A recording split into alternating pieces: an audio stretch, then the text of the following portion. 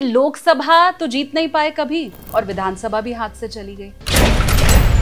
तो अब ये जो एक हार मिली उसके बाद क्या अरविंद केजरीवाल के तेवर खत्म हो गए? ये किसने कहा आपसे? वो दिखाई देना बंद हो गए। नेशनल इश्यूज पे नहीं बोल रहे मैं कह रहा हूँ, ये कहा किसने आपसे? सिनेमा का टिकट ब्लैक करते करते ये विधानसभा का टिकट ब्लैक करने का जो आरोप है वो सफर जरा बताइए।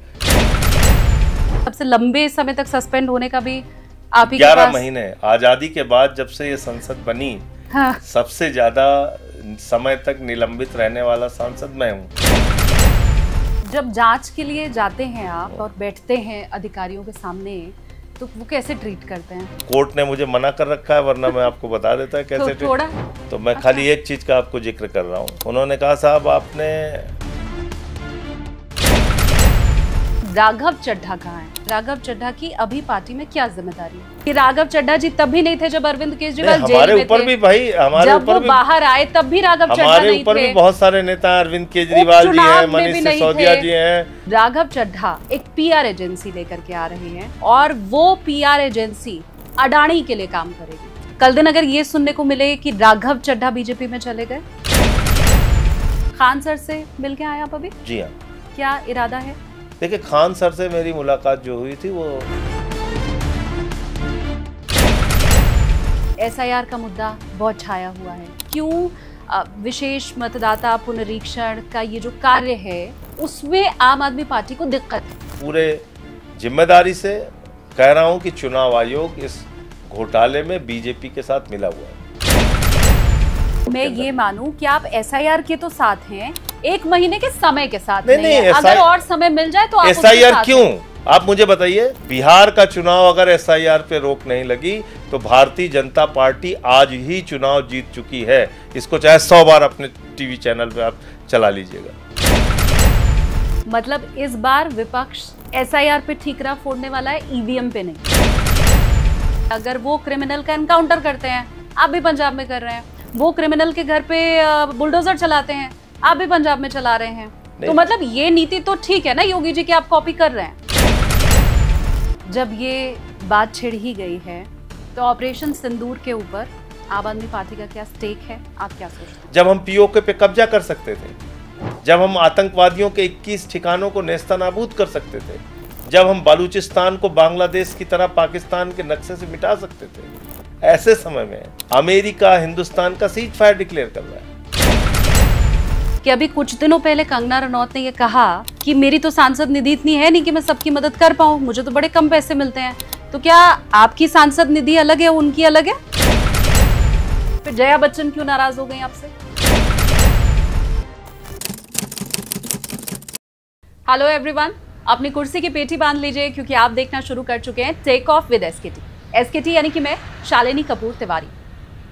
आज मेरे साथ जो मेहमान टेक ऑफ करने वाले हैं उनका राजनीतिक सफर यूं तो बाकी बड़े नेताओं के मुकाबले कम है, लेकिन अपने थोड़े से राजनीतिक सफर में उन्होंने वो तमाम काम कर लिए हैं जो बहुत से नेता दशकों में कर पाते हैं।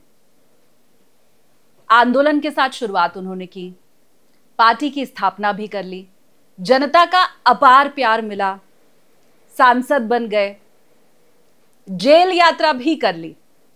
अब ये तमाम वो काम है जो बड़े बड़े नेता कई वर्षों में कर पाते हैं। तो चलिए अब देर नहीं करते हैं, टेक ऑफ हम करते हैं और सबसे पहले तो बोर्डिंग पास दे देते हैं। आज मेरे साथ टेक ऑफ विद एसकेटी में है आम आदमी पार्टी के राज्यसभा सांसद संजय सिंह जी। बहुत स्वागत है सर आपके दर्शकों को नमस्कार। मैं जितनी बार भी आम आदमी पार्टी के किसी भी नेता से मिली हूं, क्योंकि 15 साल तक मैं मीडिया में थी, और एक सवाल जो सबसे किया जाता है कि जी विधानसभा तो आप हर बार जीत जाते हैं, लोकसभा में मात खा जाते हैं। आज पहली बार मैं इस सवाल के साथ शुरुआत कर रही हूं कि लोकसभा तो जीत नहीं पाए कभी और विधानसभा भी हाथ से चली गई। बिल्कुल आपने ठीक कहा। लोकसभा के चुनाव में 2014 में हम लोग बुरी तरह से हारे थे और तब आम आदमी पार्टी का मरसिया पढ़ा गया कि अब ये आम आदमी पार्टी ख़त्म हो गई। पूरे देश में हमारी कुल 4 सीटें आई थीं पंजाब से, और मुझे याद है कि प्रधानमंत्री जी उस वक्त पूर्ण बहुमत के साथ सत्ता में आए थे और कई राज्यों में उनकी सरकार बनी थी। महाराष्ट्र जीत के आए थे, झारखंड जीत के आए थे, और इसी रामलीला के मैदान में उन्होंने कहा था कि ये केजरीवाल तो नक्सलवादी है, हमको वोट दे दो। तो मैंने कहा था डेमोक्रेसी के अंदर जनता तय करती है कौन विधानसभा में जाएगा, कौन जंगल में जाएगा। और बीजेपी को उठा के 3 सीटें दी, जंगल में भेज दिया दिल्ली की जनता ने, और केजरीवाल जी को 67 सीटें दी। कब? उस वक्त जब 14 के चुनाव के बाद आम आदमी पार्टी को बिल्कुल समाप्त माना जा रहा था। फिर हमने 5 साल काम किया। 2020 में हमने कहा कि भाई अगर काम किया है तभी वोट देना, काम नहीं किया तो वोट मत देना। 62 सीटें दी जनता ने, जबरदस्त बहुमत के साथ जीत के आए हम लोग। फिर 20 से 25 का जो सफर रहा वो हमारे लिए मुश्किल रहा। 20 से 25 में मैं ये कह सकता हूँ कि पिछले 2-3 सालों में हमको काम करने नहीं दिया गया।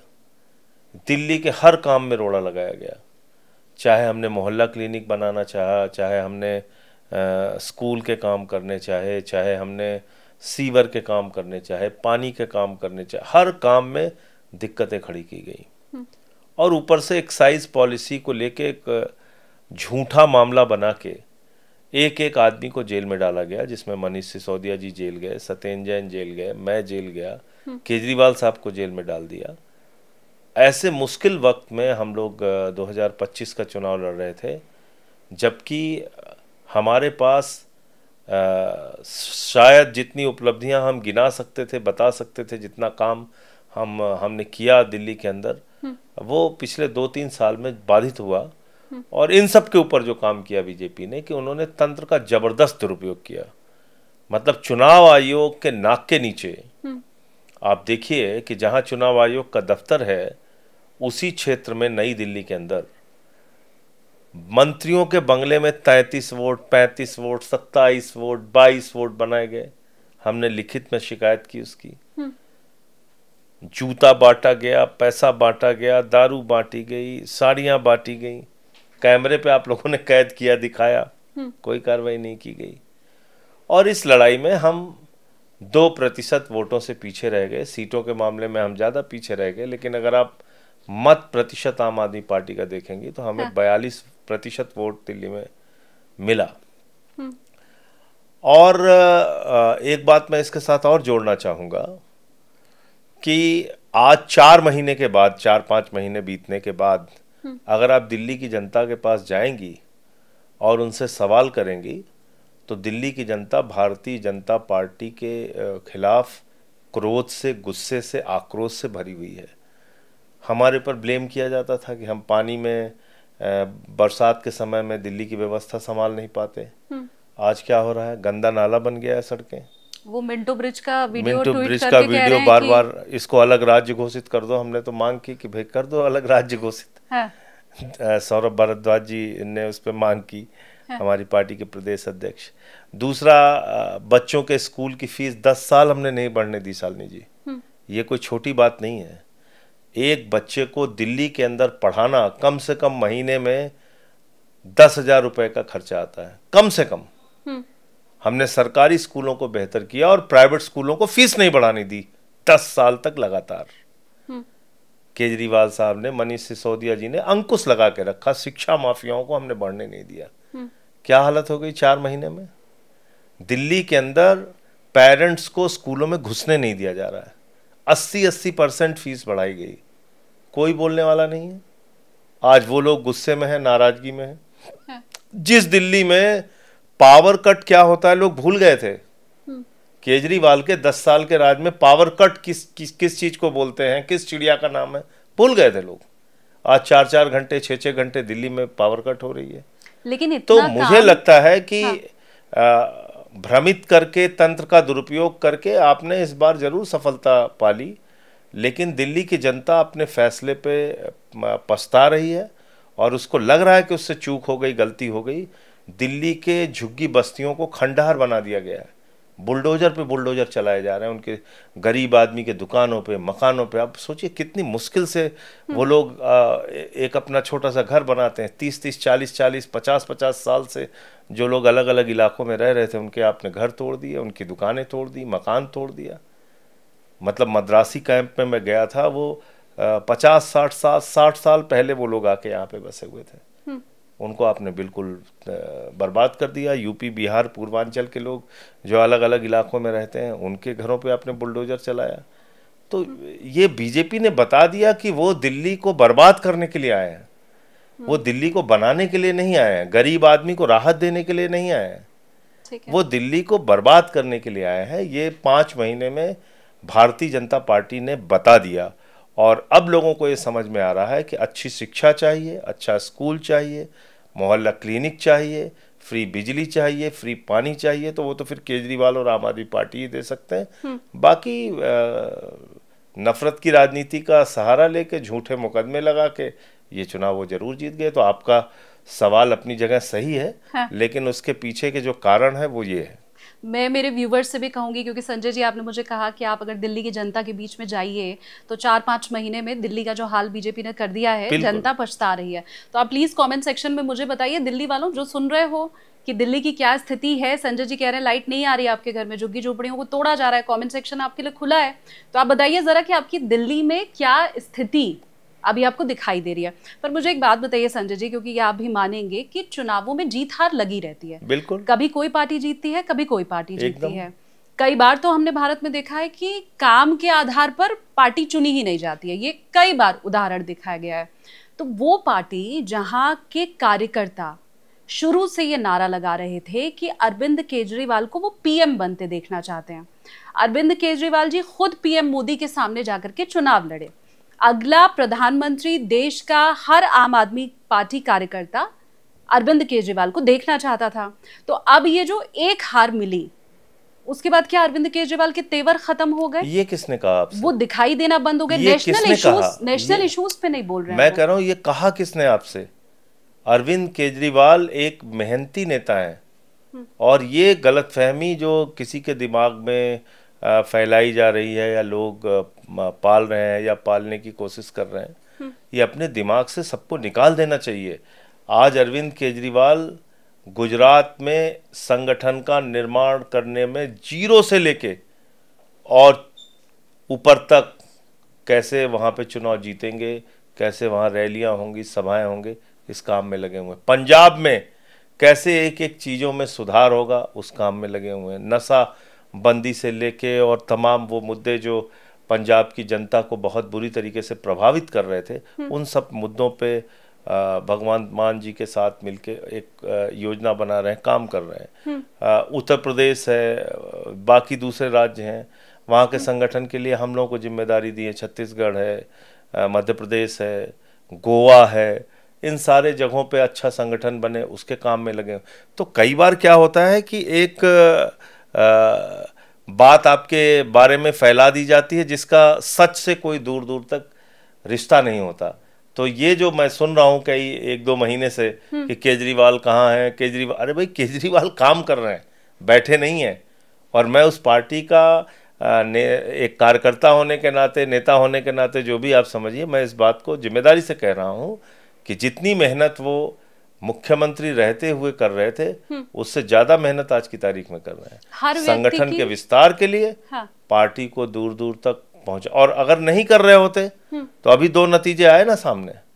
पंजाब का नतीजा सामने आया, गुजरात का नतीजा सामने आया। गुजरात में हमारे विधायक से इस्तीफा दिलवाया गया था, वो सीट खाली करवाई गई थी और भारतीय जनता पार्टी ने पूरी ताकत वहां पे लगाई, सत्ता का जम के दुरुपयोग किया। बावजूद इसके हम पिछले चुनाव के मुकाबले 3 गुना ज्यादा वोट से जीते। मैं ये सवाल इसलिए पूछ रही हूँ संजय जी कि आपने तो कह दिया कि वो पार्टी को बढ़ाने में लगे हुए हैं, लेकिन वो जिस मुखर तरीके से देश के हर मुद्दे पर सामने आते थे वो नहीं आ रहे हैं।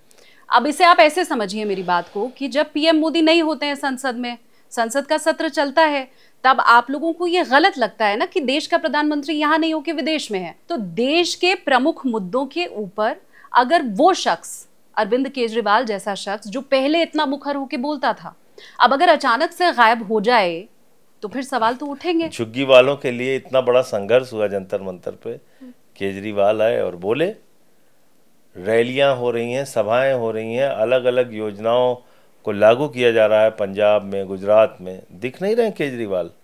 जा रहे हैं, मेहनत कर रहे हैं, बोल रहे हैं। अब क्या होता है कि एक पार्टी को अलग अलग समय पे अपनी रणनीति में बदलाव करना चाहिए, वो सबके साथ है। ये रणनीति आप लोगों की नहीं, मैं ये कह रहा हूं कि रणनीति में बदलाव करना चाहिए, हमेशा आप एक रास्ते पे नहीं चल सकते। तो इसलिए आज की तारीख में हमारे लिए क्या जरूरी है? हमारे लिए जरूरी है कि अलग अलग राज्यों में जिन लोगों को जिम्मेदारी मिली है वो अपने संगठन का विस्तार करने में दिन रात मेहनत करें। और ये निर्देश भी दिया गया है सबको कि भाई आप लोग काम कीजिए, पार्टी को बढ़ाइए। तो आप इस दृष्टि से देखिए, चुनाव आएगा तो आपको पता चलेगा हमारी मेहनत का क्या नतीजा निकला या नहीं निकला। लेकिन अभी आप लोगों की ये रणनीति है कि अरविंद केजरीवाल को कैमरे से दूर रखो। नहीं, आप इसको इस रूप में भी कह सकती हैं कि अरविंद केजरीवाल अगर कैमरे से अपने आप को दूर रख के पार्टी विस्तार के लिए काम कर रहे हैं तो वो ज़्यादा अच्छा है ना, संगठन के लिए, पार्टी के लिए, देश के लिए, सबके लिए अच्छा है। भाई ये अब मुख्यमंत्री के तौर पे वो कुछ भी बोलते थे, कहते थे, तो आपको ज़्यादा उसको दिखाना चलाना पड़ता था। अब आपको लगता है कि शायद वो दूर हो गए हैं मुद्दों से, अलग हट गए हैं। तो ये नज़रिया होता है देखने का, मैं ऐसा मानता हूँ। हम इंतज़ार करेंगे वो ब्लॉकबस्टर मूवी का, जब आप कह रहे हैं कि अरविंद केजरीवाल वापस सामने आएंगे, जनता से बात करेंगे। बात कर रहे हैं, जनता से तो बात कर रहे हैं, जनता के बीच में नहीं है। हाँ, हो सकता है। अब उसका एक आप सोच सकती हैं इस तरीके से। हाँ, दिल्ली में चुनाव आप क्यों हारे, इसके आपने बहुत से कारण गिनाए, जिसमें बीजेपी ने कैसे छद्म तरीके से कोशिश की जीत की, आपने वो भी बताया, और कैसे आप लोगों को जेल डाला गया वो भी बताया। इस पूरे सिनेरियो में आपने कहीं भी ये जिक्र नहीं किया कि शायद आतिशी का मुख्यमंत्री बनाया जाना तो गलत नहीं था, शायद आप उनसे ज़्यादा पॉपुलर थे, आपका चेहरा सामने रखना और बेहतर होता। देखिए, ये गलत फहमी किसी को अपने बारे में हो तो वो अच्छा नहीं है, और ख़ास तौर से मैं ऐसी गलत फहमी अपने बारे में बिल्कुल पाल के नहीं रखता। मैं पार्टी में जब भी जो भूमिका मिली, जब भी जो जिम्मेदारी मिली, तो मैंने एक कार्यकर्ता के तौर पे उसको 100% निभाने का काम किया। मैं संसद में हूँ और मुझे अपने आप को अपने बारे में बताने की ज़रूरत नहीं है कि संसद में जो भूमिका आम आदमी पार्टी ने मुझे दी है उसको 100% निभाने का काम कर रहा हूँ। उसके लिए कई बार सस्पेंड भी हुआ, कई रातें संसद के परिसर में गुजारी। 11 महीने तक सस्पेंड रहने वाला मैं भारत का आज़ादी के बाद एकमात्र सांसद हूँ। बिल्कुल। तो मैं ये कह रहा हूँ कि हर आदमी की अलग अलग भूमिका है।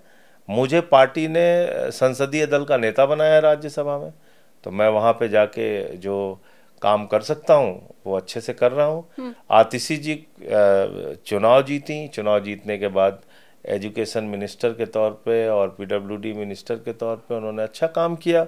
पार्टी ने उनको आगे की मुख्यमंत्री बनाने की जिम्मेदारी दी, केजरीवाल साहब ने और पार्टी ने, तो वो अपनी भूमिका जो 3-4 महीने के लिए उनको मिली थी उसको उन्होंने निभाया अच्छे से।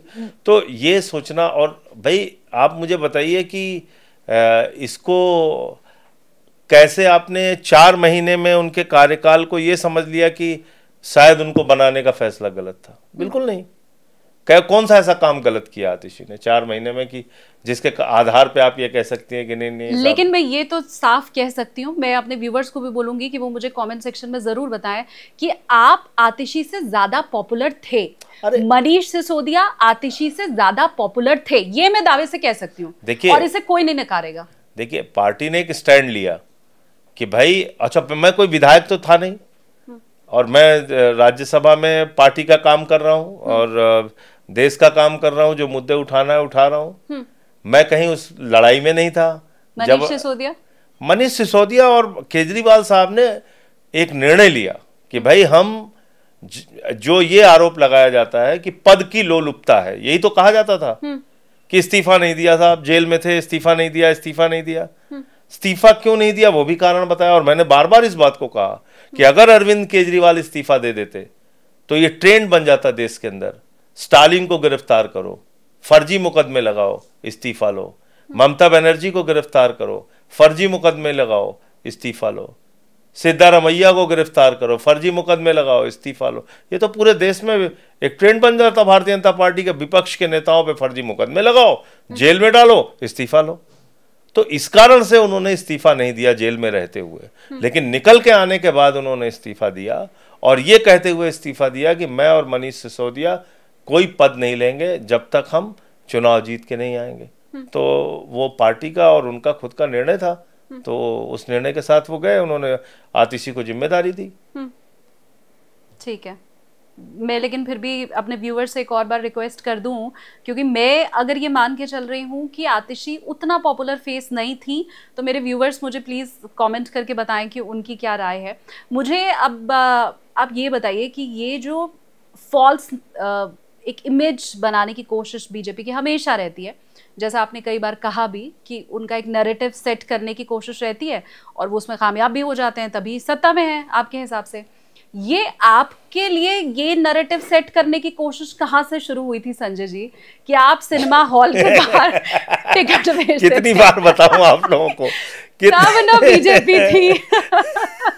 कितनी बार मैं बताऊं, मैं हर पॉडकास्ट में ये सवाल मुझसे पूछा जाता है। हाँ। लेकिन देखिए क्या है, भारतीय ये आपके लिए एक चुनौती भी होती है कि अगर ऐसे आपके ऊपर अटैक किया जा रहा है, एक बेसलेस आरोप लगा के आपको वो भी ब्लैक में टिकट नीचा दिखाने की कोशिश की जा रही है कि टिकट ब्लैक किया है, ये है वो है, गालियां दी जा रही हैं, तो उन परिस्थितियों का आप सामना कैसे करते हैं? तो मैं अपने बारे में आपको बता दूं कि मैं इन लोगों को बिल्कुल केयर नहीं करता। आप सवाल पूछती हैं इसलिए जवाब दे रहा हूं, वरना मैंने आज तक कभी अपने मन से कभी जवाब नहीं दिया। हाँ। मेरे पिताजी इंटर कॉलेज में टीचर थे, अभी रिटायर हो चुके हैं। गांव में हमारे खेत हैं, वहाँ पे घर है, तो वहाँ रहते हैं, सुल्तानपुर में रहते हैं, कभी कभी यहाँ भी आते हैं। माताजी हमारी टीचर थी जूनियर हाई स्कूल की, मुझे उन्होंने बड़े मेहनत से पढ़ाया, अपनी गाढ़ी कमाई का पैसा मेरी पढ़ाई में लगाया। हाँ। मेरा एडमिशन उड़ीसा के केउंझर में माइनिंग इंजीनियरिंग में डिप्लोमा किया मैंने, वहाँ पे एडमिशन कराया उन्होंने। बड़ी मुश्किल से, मुझे याद है उस जमाने में 500 रुपये भेजते थे पिताजी, और मनी ऑर्डर का इंतजार रहता था। कौन से साल की बात है? ये मैं 89 में 89 में 500 रुपये बहुत बड़ी चीज होती थी। तो 500 रुपये भेजते थे। हाँ। और उसी में मेस की फीस देनी होती थी, उसी में जो सरकारी फीस थी वो देनी होती थी, और इतने मेहनत से उन्होंने पढ़ाया मुझे। हाँ। और भारतीय जनता पार्टी को लगा कि भाई इस आदमी को, एक छोटे से शहर से आया और इतना ऊंचाइयों पे जा रहा है, और मोदी के बारे में बोलता है, और अडानी के बारे में बोलता है, और अमित शाह के बारे में बोलता है, ये बीजेपी के ऊपर लगातार हमलावर रहता है, तो क्या किया जाए इसका। हाँ। तो उनका इसको बहुत छोटा और एक गिरा हुआ और घटिया सा इंसान दिखाओ और इसको टिकट ब्लैकिया बना दो।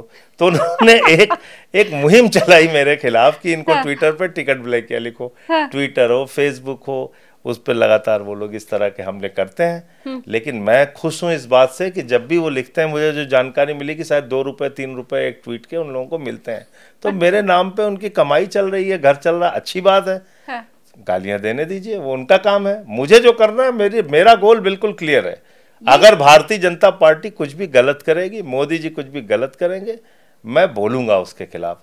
इनका ये तरीका होता है, कभी अरविंद केजरीवाल को खुजलीवाल, अखिलेश यादव को टोटी चोर, किसी को कुछ भी गालियां देना, ऐसे दुष्प्रचार करना। आपने देखा अभी हिमांशी नरवाल के साथ क्या किया, विक्रम मिश्री की बेटी के साथ क्या किया। तो जो इतने घटिया लोग हैं भारतीय जनता पार्टी के ट्रोल, तो वो मुझे भी गालियां देते हैं, तो दे उनका, ये एक चुनौती के तौर पर मैं लेता हूँ। लेकिन क्या नाम है उस सिनेमा हॉल का? शुभम टॉकीज। हाँ, शायद शुभम टॉकीज। गए हैं आप वहाँ? पिक्चर तो देखा होगा। पिक्चर बहुत देखी है, पिक्चर वहाँ पे शुभम टॉकीज में भी देखी है। अच्छा। वहाँ पे राहुल टॉकीज में भी देखी है, वहाँ पे नेशनल टॉकीज में भी देखी है। ब्लैक में टिकट खरीदा है? सूरज टॉकीज नहीं, ब्लैक में टिकट खरीदने की जरूरत नहीं पड़ती थी। नहीं, ऐसा कोई हो कि संजय सिंह नाम का कोई और बेच रहा हो वहाँ पे ब्लैक में टिकट? ये भारतीय जनता पार्टी का तरीका होता है कि आपको इन सब चीज़ों से वो डेमोरलाइज करने की कोशिश करते हैं।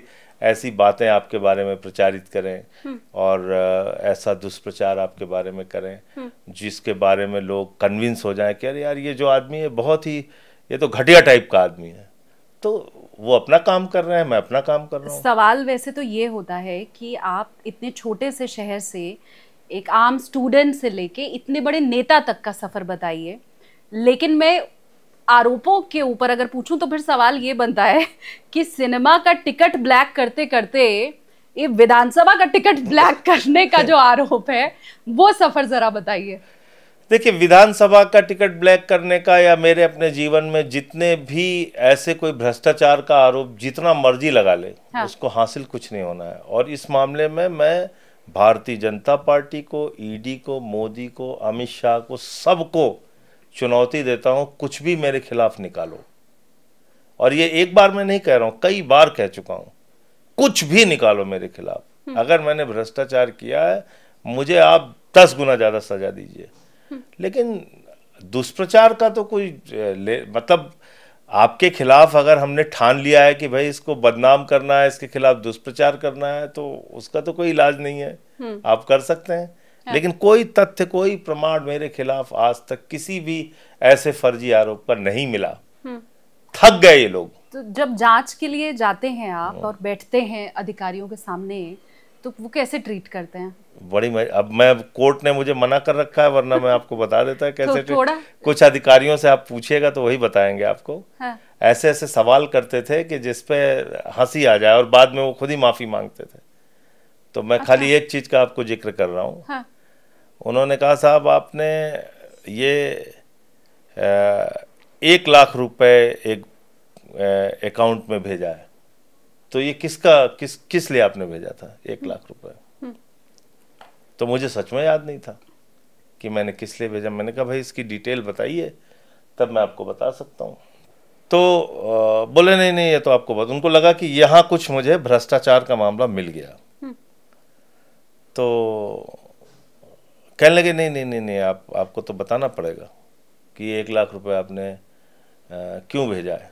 अब मैंने कहा भाई जब तक आप डिटेल नहीं देंगे तब तक हम नहीं बता सकते। तो उन्होंने फिर कहा कि नहीं, ये एक अंकित जांगड़ा एक है, कोई उसके अकाउंट में आपने पैसा भेजा, अमित जांगड़ा या अंकित जांगड़ा ऐसी कुछ नाम था, उसके नाम पे आपने भेजा है पैसा। तो हमने कहा कि इसका नाम टाइप करो और मेरा नाम टाइप करो। तो उन्होंने टाइप किया मेरे सामने गूगल पे। तो फिर वो जो खबरें उन्होंने पढ़ी तो बोले कि वेरी सॉरी, बहुत गलती हो गई मुझसे। उस बच्चे को SMA टाइप 1 की बीमारी हुई थी, जिसमें करीब करीब 16 करोड़ रुपए का इंजेक्शन लगता था। और मैंने एक मुहिम चलाई थी उस बच्चे के लिए कि वो इंजेक्शन उसको मिल जाए। और उसके फादर इनकम टैक्स डिपार्टमेंट में काम करते थे, अभी भी करते हैं। तो उसके लिए मैंने पूरी मुहिम चलाई थी और कपिल शर्मा जी से और बाकी लोगों से, ये राजपाल यादव जी से, इनसे सबसे बातचीत किया था। तो कहने लगे कि साहब आप तो इतना अच्छा काम किए और मुझसे गलती हो गई, ये सवाल कर रहे हैं। ऐसे बहुत सारे किस्से हैं। मैं चाहता हूं मेरे इंटरोगेशन की CD पूरे देश में दिखाई जाए, तो पता चलेगा कि ईडी ने क्या केस बनाया था मेरे ऊपर और क्या वो पूछताछ करते थे। वो दिखा सकते हैं, ये कोई छिपी हुई चीज नहीं, उसकी रिकॉर्डिंग होती है। आप ही को जब मना कर रखा है कि मत बताना, इसीलिए तो मैं कह रहा हूँ हाँ। कि कोर्ट उसकी अनुमति दे और वो पूरे देश को दिखाया जाए कि कैसे दुरुपयोग किया गया है ईडी का हम लोगों के खिलाफ केस बनाने में। तो देश को पता तो चलेगा भाई, जिन लोगों को आपने 6 महीने तक बदनाम किया, दुनिया भर की खबरें टीवी चैनल पे चली और किंग पिन बताया, ये कहा वो कहा, उनसे सवाल क्या, जांच क्या हो रही थी, क्या पूछ रहे थे उनसे, क्या कर रहे थे? नहीं, ये बड़ा दिलचस्प भी होगा, तो हम लोग देखना चाहते हैं। हाँ, अगर वो चलाई जाए तो मतलब हाँ। मेरे ख्याल से OTT पे वो ब्लॉकबस्टर साबित होगी। सीरीज बन जाएगी, सीरीज बन जाएगी पूरी, जैसे हाँ। वो लोग हमसे पूछताछ करते थे। हाँ। अब हमसे बोले कि ये राधिका सिंह कौन है, तो हमने कहा बताइए क्या हुआ। नहीं, राधिका सिंह ने आपके खाते में 1.5 लाख रुपए भेजा है। तो हमने कहा अच्छा, आप ये बताइए, आप मेरी ईमानदारी की जांच कर रहे हैं कि आप मेरे भ्रष्टाचार की जांच कर रहे हैं? बोले आप फालतू की बात मत कीजिए, जो आपसे पूछा जा रहा है सिर्फ उतना ही जवाब दीजिए। राधिका सिंह है कौन? हमने कहा आप मेरे घर पे 14 घंटे छापे मार के आए, एक बूढ़ी माँ मेरी मिली थी जिनका नाम है राधिका सिंह, और मैं ऐसा सांसद हूँ कि मुझे अपने इंश्योरेंस का पैसा जमा करना था तो मेरे पास पैसा नहीं था। मेरी माँ ने जिसको कि पेंशन मिलती है, उसने मेरे खाते में 1.5 लाख रुपए भेजा। अब क्योंकि ये जिक्र आपने खुद ही छेड़ा है, तो ये है इन्वेस्टिगेशन। मैं चाहता हूं इसको लाइव चलाया जाए, पूरा देश जाने कि संजय सिंह के खिलाफ भ्रष्टाचार की क्या जांच की ईडी ने, क्या पूछताछ की ईडी ने, हर ख्वाहिश मोदी जी अमित शाह की क्या मंशा थी। मैं तो जीवन में अगर कभी मौका लगा तो मैं तो कोर्ट से ही हाथ जोड़ के अनुरोध करूंगा कि इसको प्लीज चलवाइए, पब्लिक डोमेन में डालिए। ये वही वाली बात है संजय जी की, चाहते तो बहुत होती है लेकिन पूरी हो नहीं पाती नहीं है। इसमें मेरे व्यूअर्स भी जरूर चाहते भाई आप एक चीज बताइए मुझे कि आपने एक आदमी को बिना मतलब गिरफ्तार करके 6 महीने जेल में रखा है, 183 दिन। आपकी इन्वेस्टिगेशन में क्या निकला क्या नहीं निकला बिल्कुल पता चलना जैसे कि आपने पूरे जो खबरें मेरे खिलाफ देश में चलवाई, तो जो जांच आपने की वो भी देश को जानना चाहिए ना। जो इन्वेस्टिगेशन आपने मेरे खिलाफ की, जो तथ्य आपने इकट्ठा किए, जो पूछताछ आपने मुझसे की, वो पता होना चाहिए देश को। इसमें क्या बुरी बात है? और आपने रिकॉर्डिंग इसीलिए किया।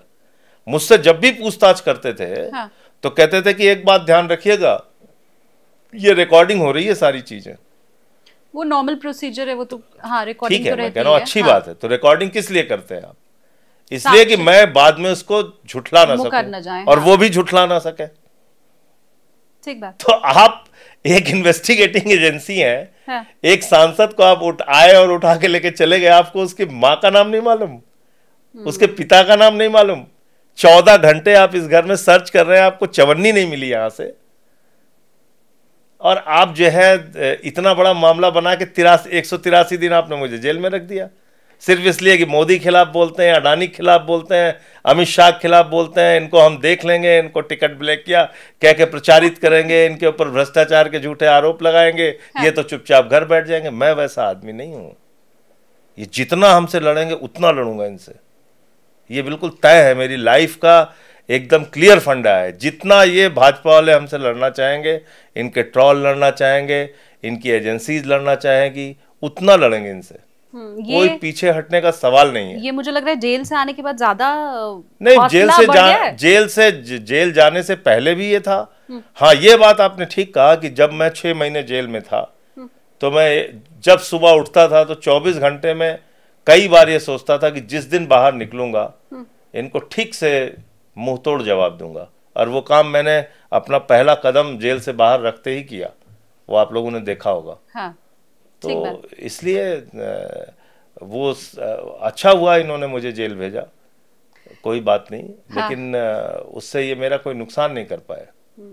एक सवाल मैंने आपसे पूछा कि अरविंद केजरीवाल आजकल कहाँ हैं। दूसरा सवाल जो हर कोई पूछना चाहता है वो ये है कि राघव चड्ढा कहाँ है, और बहुत दिन से नहीं। राघव चड्ढा के माता जी की तबीयत खराब है, तो अभी वो उनके ट्रीटमेंट में परेशान है। राघव चड्ढा जी तब भी नहीं थे जब आपके बड़े नेता जेल में थे, जब अरविंद केजरीवाल जेल में थे। उस समय हमें ये बताया गया था सभी को कि राघव चड्ढा अपने आंख के इलाज के लिए बाहर गए। वो भी था, इलाज के लिए भी बाहर था। और एक बात आप मुझे बताइए कि ये किसी पार्टी के लिए कितनी अच्छी रणनीति हो सकती है कि उसके सारे नेता जेल में चले जाएं, एक भी आदमी पैरवी करने वाला बाहर ना बचे। ये अच्छी बात हो सकती है क्या? तो हो सकता है उस रणनीति के तहत उनको कहा गया कि भाई तुम्हारे ऊपर भी घेराबंदी कर सकते हैं, आप थोड़ा बच के रहो। क्या दिक्कत है इसमें? आम आदमी पार्टी की तरफ से कहा गया कि आप मतलब मैं ये कह रहा हूं कि हर आदमी के ऊपर सवाल उठाना या संदेह के घेरे से देखना या क्वेश्चन करना वो ठीक नहीं है। तो हर आदमी की अपनी अलग अलग भूमिका है। एक टीम के अंदर कोई अच्छा डिफेंस करता है, कोई फ्रंट फुट पे खेलता है, कोई कुछ। तो लेकिन फुटबॉल में भी तो रणनीति है ना। मैदान छोड़ के नहीं चला जाता है। नहीं, मैदान छोड़ के कैसे लग रहा है आपको कि भाग गया? मैदान में है। अगर अरविंद केजरीवाल कुछ नहीं बोल रहे हैं तो राघव चड्ढा भी दिखाई भी नहीं देते हैं, लेकिन तवज्जो उन्हें उतनी ही मिलती है। अगर कोई कार्यकर्ता पार्टी के लिए काम नहीं कर रहा है, अगर वो सामने नहीं आ रहा है, अगर वो खुलकर लड़ नहीं रहा है, तो फिर उसको तवज्जो भी वो नहीं मिलनी चाहिए। लेकिन हम देखते हैं कि राघव चड्ढा की जो इमेज है, जो प्रायोरिटी आप लोग देते हैं, वो तो वैसे ही देते हैं। मैंने कहा ना आपको कि हर एक संगठन में अलग अलग आदमी की भूमिका अलग अलग होती है। जो काम केजरीवाल साहब कर सकते हैं वो मैं नहीं कर सकता, जो काम मुझे करना चाहिए वो मुझे ही करना है। वो मैं उम्मीद करूं कि अरविंद केजरीवाल जी वो काम करेंगे तो मेरी वो उम्मीद गलत है। जो राघव की अपनी क्षमता है बोलने की, बातों को रखने की, वो उसका अपना तरीका अभी है। उनकी क्या जिम्मेदारी है राघव चड्ढा की? अभी पार्टी में क्या जिम्मेदारी है? नहीं, वो राज्यसभा में साथ में है हम लोग। आप बिहार इलेक्शन की तैयारी कर रहे हैं, आप यूपी में ताल ठोक रहे हैं। हमने देखा कि दिल्ली में किस तरह से सक्रिय आप रहे, फिर दूसरे वो भी सांसद हैं। हम कैसे नहीं कंपेयर करें? हमारे साथियों को ऐसे जज करना ठीक नहीं है। ये आपस में एक भेद पैदा करने वाली बात होगी। सबकी अपनी भूमिका है, सबको अपना काम करने दीजिए, वो ज्यादा ठीक है। मैं तो काम ही पूछ रही हूँ सर, राघव चड्ढा का क्या काम है? पार्टी तय करेगी, पार्टी देगी जो काम वो करेंगे। मैं पार्टी के इतने बड़े लीडर से पूछ रही हूँ कि राघव चड्ढा जी तब भी नहीं थे जब अरविंद केजरीवाल जेल में थे। भी भाई, हमारे ऊपर भी बाहर आए तब भी राघव चड्ढा नहीं थे। हमारे ऊपर भी बहुत सारे नेता, अरविंद केजरीवाल जी हैं, मनीष सिसोदिया जी हैं, सारी पीएसी है, तो वो तय करती है ना किसको क्या काम करना है। हाँ, संसद की जहां तक बात है, अभी मैं आपको ये बता सकता हूँ कि क्योंकि माता जी की तबीयत उसके खराब है, तो इस समय वो अपने उनके सेवा में है मदर के साथ। सोशल मीडिया पे आप बड़ा एक्टिव हैं सर। सोशल मीडिया के ऊपर एक खबर बड़ा तेजी से फैलाई गई है, आई एम श्योर आपने देखा होगा कि राघव चड्ढा एक पीआर एजेंसी लेकर के आ रहे हैं और वो पीआर एजेंसी अडानी के लिए काम करेगी। ये फालतू की खबरें हैं, ऐसी बेबुनियाद खबरों का मैं महत्व नहीं देता। अपना खबरें किसी ने बनाई डाली, वो कौन लोग हैं, अब उनकी डिटेल में जाऊं, कोर्ट से उनको कितनी फटकार पड़ी है, क्या है, तो आप जानते ही हैं। तो इसलिए उस पर ज्यादा बात करने की जरूरत नहीं है। लेकिन बिना आग लगे धुआं नहीं उठता ना। नहीं, उस व्यक्ति के बारे में जिसने ये ट्वीट किया, हाँ, जिसने, जिस व्यक्ति का मैं नाम भी नहीं लूंगा उसका, जिसके ट्वीट और सोशल मीडिया पे जिसके माध्यम से बात फैलाई गई, उसको कोर्ट से एक मामले में जर्नलिस्ट को ही गाली देने और अपमानजनक बातें बोलने के लिए फटकार लग चुकी है। तो अब ऐसी झूठी खबरें फैलाने वाली बात लोगों का और ऐसे अभद्र लोगों की बातों का क्या जवाब दें? ठीक है, बिहार के ऊपर अब चर्चा कर लेते हैं। आप बहुत एक्टिव हैं बिहार में। खान सर से मिल के आए आप अभी? जी हाँ। क्या इरादा है? देखिए, खान सर से मेरी मुलाकात जो हुई थी वो सिर्फ इसलिए कि मैं उनकी शादी में जा नहीं पाया था। उनका फ़ोन भी आया था, कार्ड भी आया था, तो मैं पटना गया हुआ था पार्टी के काम से, तो मुझे लगा कि एक अच्छे इंसान है, उनसे मिलना चाहिए। तो मैंने फिर बातचीत की और दोनों लोग मिले, अच्छे से बात हुई और उन्होंने बताया कि किस तरह से प्रतिदिन करीब 50,000 लोग उनके इंस्टीट्यूट में आते हैं और बहुत न्यूनतम दर पे और लोगों की मदद करना, कोचिंग देना। उनकी कोचिंग से बड़े बच्चे ऐसे जो कि बड़ी मुश्किलों में अपनी पढ़ाई करते थे, उनको कोई किसी पद पे चुना गया, कोई किसी पद पे चुना गया, बड़ी सफलताएं मिली। तो वो सब बहुत सारी, ढेर सारी कहानियां उनसे सुनने को मिली, बड़ी चैलेंजिंग की जब वो आए पटना तो कैसे उन्होंने अपना जीवन शुरू किया और आज कहाँ पे खड़े हैं। तो ऐसे आदमी से तो मिलना चाहिए। खबर इसलिए बन जाती है ना कि दिल्ली में अवध ओझा जी के साथ एक्सपेरिमेंट कहीं बिहार में खान सर के साथ तो नहीं बन जाएगा? वहाँ वैसा कोई एक्सपेरिमेंट नहीं है और हाँ। ऐसी झूठी बात मैं करूँ वो भी ठीक नहीं है और मैं ऐसा करता भी नहीं। तो वो सिर्फ और सिर्फ उनको शादी के लिए बधाई देने गया था। अब बिहार में ही एसआईआर का मुद्दा बहुत छाया हुआ है। मैं इसमें सवाल सिर्फ ये पूछना चाहती हूँ और ये जानना चाहती हूँ कि क्यों विशेष मतदाता पुनरीक्षण का ये जो कार्य है उसमें आम आदमी पार्टी को दिक्कत है? क्या बहुत दिक्कत अच्छा है? सवाल आपने किया। और मैंने पटना में एक टीवी चैनल के लिए इंटरव्यू किया था, तो वहाँ पे मैंने इस बात को कहा था कि बिहार का चुनाव वो ख़त्म हो चुका है। और आपके पॉडकास्ट में भी मैं कह रहा हूँ कि बिहार का चुनाव ख़त्म हो चुका है। चुनाव आयोग ने चुनाव से पहले जीत का प्रमाण पत्र भारतीय जनता पार्टी को दे दिया है। एसआईआर पे अगर रोक नहीं लगी तो बिहार के चुनाव का अब कोई फिलहाल मतलब नहीं है। 52 लाख वोट के करीब काटे गए हैं। और दूसरी बात कि आपने एक तुगलकी फरमान जारी किया और कहा कि साहब जो है अपना जन्म प्रमाण पत्र लाइए, अपने माँ का जन्म प्रमाण पत्र लाइए, अपने बाप का जन्म प्रमाण पत्र लाइए। तो आप मुझे बताइए कि इस देश में कुछ लोग तो ऐसे हैं जिनसे 11 साल से प्रमाण पत्र मांगा जा रहा है, आज तक नहीं दिखा पाए। और आप चाहते 1 महीने के अंदर पूरे बिहार की करोड़ों जनता वो अपना सारा जन्म प्रमाण पत्र आपको दिखा दे। सुप्रीम कोर्ट के जज ने कहा कि जो कागज आप मांग रहे हैं चुनाव आयोग महोदय, वो मैं भी नहीं दे सकता इतनी जल्दी। तो इसका मतलब क्या है? आप टारगेट करके लोगों के वोट कटवा रहे हैं। वहां पे मरे हुए लोगों के फॉर्म जमा हो गए हैं।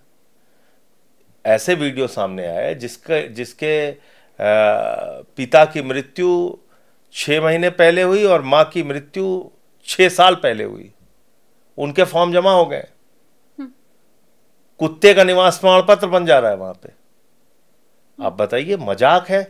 खुद से बीएलओ दस्तखत कर रहे हैं, खुद से दस्तखत करके फॉर्म जमा कर रहे हैं, इसलिए कि चुनाव आयोग ने एक निर्देश जारी कर दिया, उसको पूरा करना है बस। तो इस एसआईआर का क्या मतलब है? ये एसआईआर क्यों है? वोट कटवाने की मंशा से है। किसके? विपक्ष के? किसके? गरीब आदमी के, जो भारतीय जनता पार्टी के वोटर नहीं है, उनका वोट कटवाना है।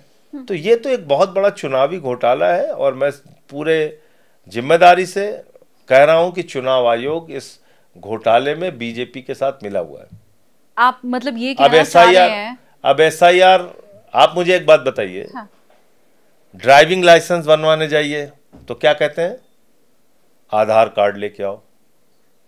निवास प्रमाण पत्र बनवाने जाइए तो क्या कहते हैं? आधार कार्ड लेके आओ। पासपोर्ट बनवाने जाइए तो क्या कहते हैं? आधार कार्ड लेके आओ। वोटर लिस्ट में नाम दर्ज करवाने जाइए तो कहते हैं आधार कार्ड लेके मत आओ, वो नहीं चाहिए। क्या चाहिए? पासपोर्ट लेके आओ।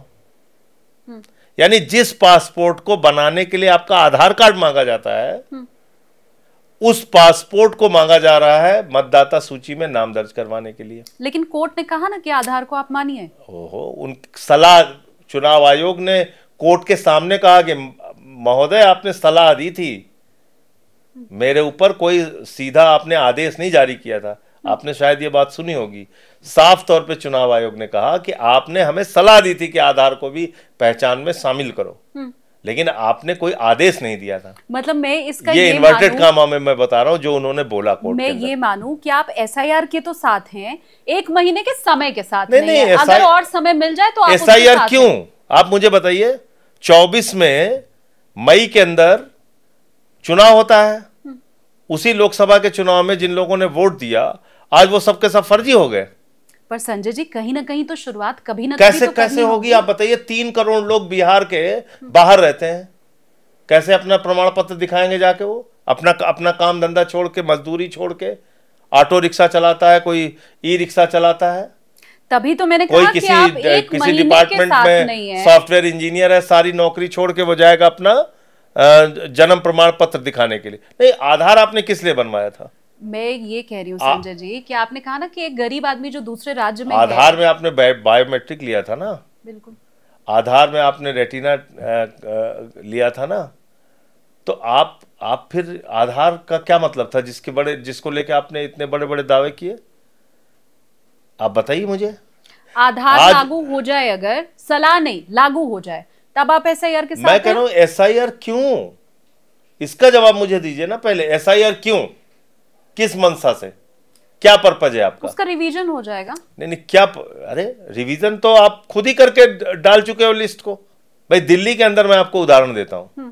एक मंत्री जी का घर है जिनका लोकसभा में 3 वोट था उस घर में। विधानसभा में जब वो केजरीवाल से चुनाव लड़ने लगे तो उनके घर में 33 वोट हो गया 6 महीने के अंदर।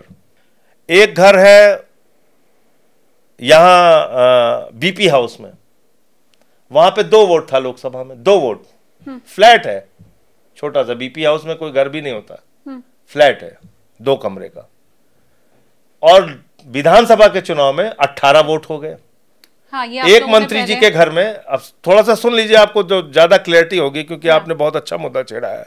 एक मंत्री जी के घर में 4 वोट थे लोकसभा में, और विधानसभा में 22 वोट हो गए। एक के यहां 3 वोट थे और विधानसभा में 15 वोट हो गए। हमने इसकी पूरी जानकारी दी। हमने कहा भाई, ये आरोप आप लगाते, आप देखिए ना, आप आरोप लगाते हैं कि ये गड़बड़ी हो गई, वो गड़बड़ी हो गई, पूरा पाक साफ होना चाहिए, चुनाव तो बिल्कुल निष्पक्ष। तुम्हारे खुद के केंद्रीय मंत्री इस भ्रष्टाचार में शामिल हैं, चुनावी भ्रष्टाचार में और घोटाला कर रहे हैं। उनका तो तुम्हें इस्तीफा लेना चाहिए। न चुनाव आयोग कोई कार्रवाई करता है, न भारतीय जनता पार्टी कोई कार्रवाई करती है, और आप निष्पक्ष चुनाव की बात करते हैं कि हम बड़ा निष्पक्ष चुनाव चाहते हैं देश के अंदर। यह है निष्पक्ष चुनाव। देश की राजधानी का यह घोटाला है जो मैं आपको बता रहा हूं। इतना ही नहीं, और आगे सुनिए, 4700 वोट, किसी विधानसभा में 5000 वोट, किसी विधानसभा में 2200 वोट, एक बूथ पे 580 वोट कटवाने के एप्लीकेशन कौन दे रहा है? भारतीय जनता पार्टी के कार्यकर्ता दे रहे हैं। तो ये निष्पक्ष चुनाव है। इस तरह से फिर चुनाव का देश में कोई मतलब रहेगा? आप मुझे बताइए। उसी वोटर लिस्ट से हाँ। लोकसभा का चुनाव हो रहा है, विधानसभा में 5-5 हजार वोट काटने की एप्लीकेशन बीजेपी के लोग दे रहे हैं। मेरी पत्नी का खुद का वोट काटने का एप्लीकेशन चला गया, मेरी वाइफ का। आप बताइए। क्योंकि मैं ये सारी बातें दिल्ली चुनाव के समय सुन चुकी हैं आप। बिल्कुल, इसीलिए हाँ। मैं कह रहा हूं कि वही जिस, आप सोचिए कि जहां पे एसआईआर नहीं था दिल्ली में, तो वहां तो ये घपला कर रहे थे। अब एसआईआर के नाम पे आपने वहां पे इतने प्रमाण पत्र मांग लिए, इतनी जानकारियां मांग ली जो गरीब आदमी के पास संभव नहीं है। और बीजेपी को पता है कि जो हमारा मतदाता है वो तो आसानी से कागज इकट्ठा कर लेगा, लेकिन जो विपक्ष के लोगों का मतदाता वर्ग है उसके पास ये सारे कागजात नहीं होंगे। उनके समर्थक वर्ग के लोग ज्यादातर बाहर रहते हैं, या उनके समर्थक वर्ग के लोग आदिवासी हैं, या दलित हैं, या पिछड़ा है, या वो कमजोर लोग हैं, वो नहीं बनवा पाएंगे। हमारे वोट बने रहेंगे, हम आराम से चुनाव जीत जाएंगे। तो अभी से ही ढोल पीट लो ना, क्या जरूरत है चुनाव कराने की? नौटंकी क्यों कर रहे हो भाई? आज ही से मिठाई खाओ, बोलो हम ही खिला देते हैं ला के मोदी जी को मिठाई। हाँ हाँ, जीत गए मोदी जी, ये हमसे 12 प्रमाण पत्र आप लीजिए। आपने मिठाई ही नहीं खिलाई है, लेकिन बात तो आपने वो कह दी है। क्या? कि बिहार का चुनाव गया।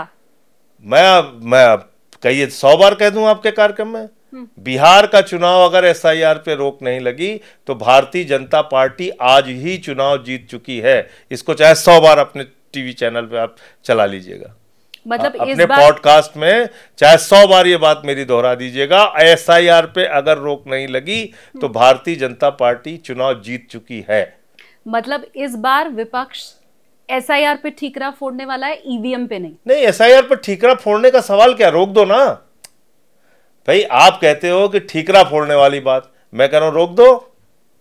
वो तो मैं समझ गई, विपक्ष का मुंह बंद कर दो। मैं ये कह रही हूं इस बार ईवीएम नहीं है, एसआईआर है। विपक्ष का मुंह बंद कर दीजिए ना आप तो लोकसभा का चुनाव उसी मतदाता सूची से जीते हैं ना। आप बताइए जीते हैं कि नहीं जीते हैं? बिल्कुल। तो उसी मतदाता सूची पे थोड़ा बहुत जो परिवर्तन हो, जिन लोगों के नाम वाम बढ़वाने हो बढ़ा के चुनाव करवा दो। भैया तुम तो जीत चुके हो लोकसभा ना। हाँ।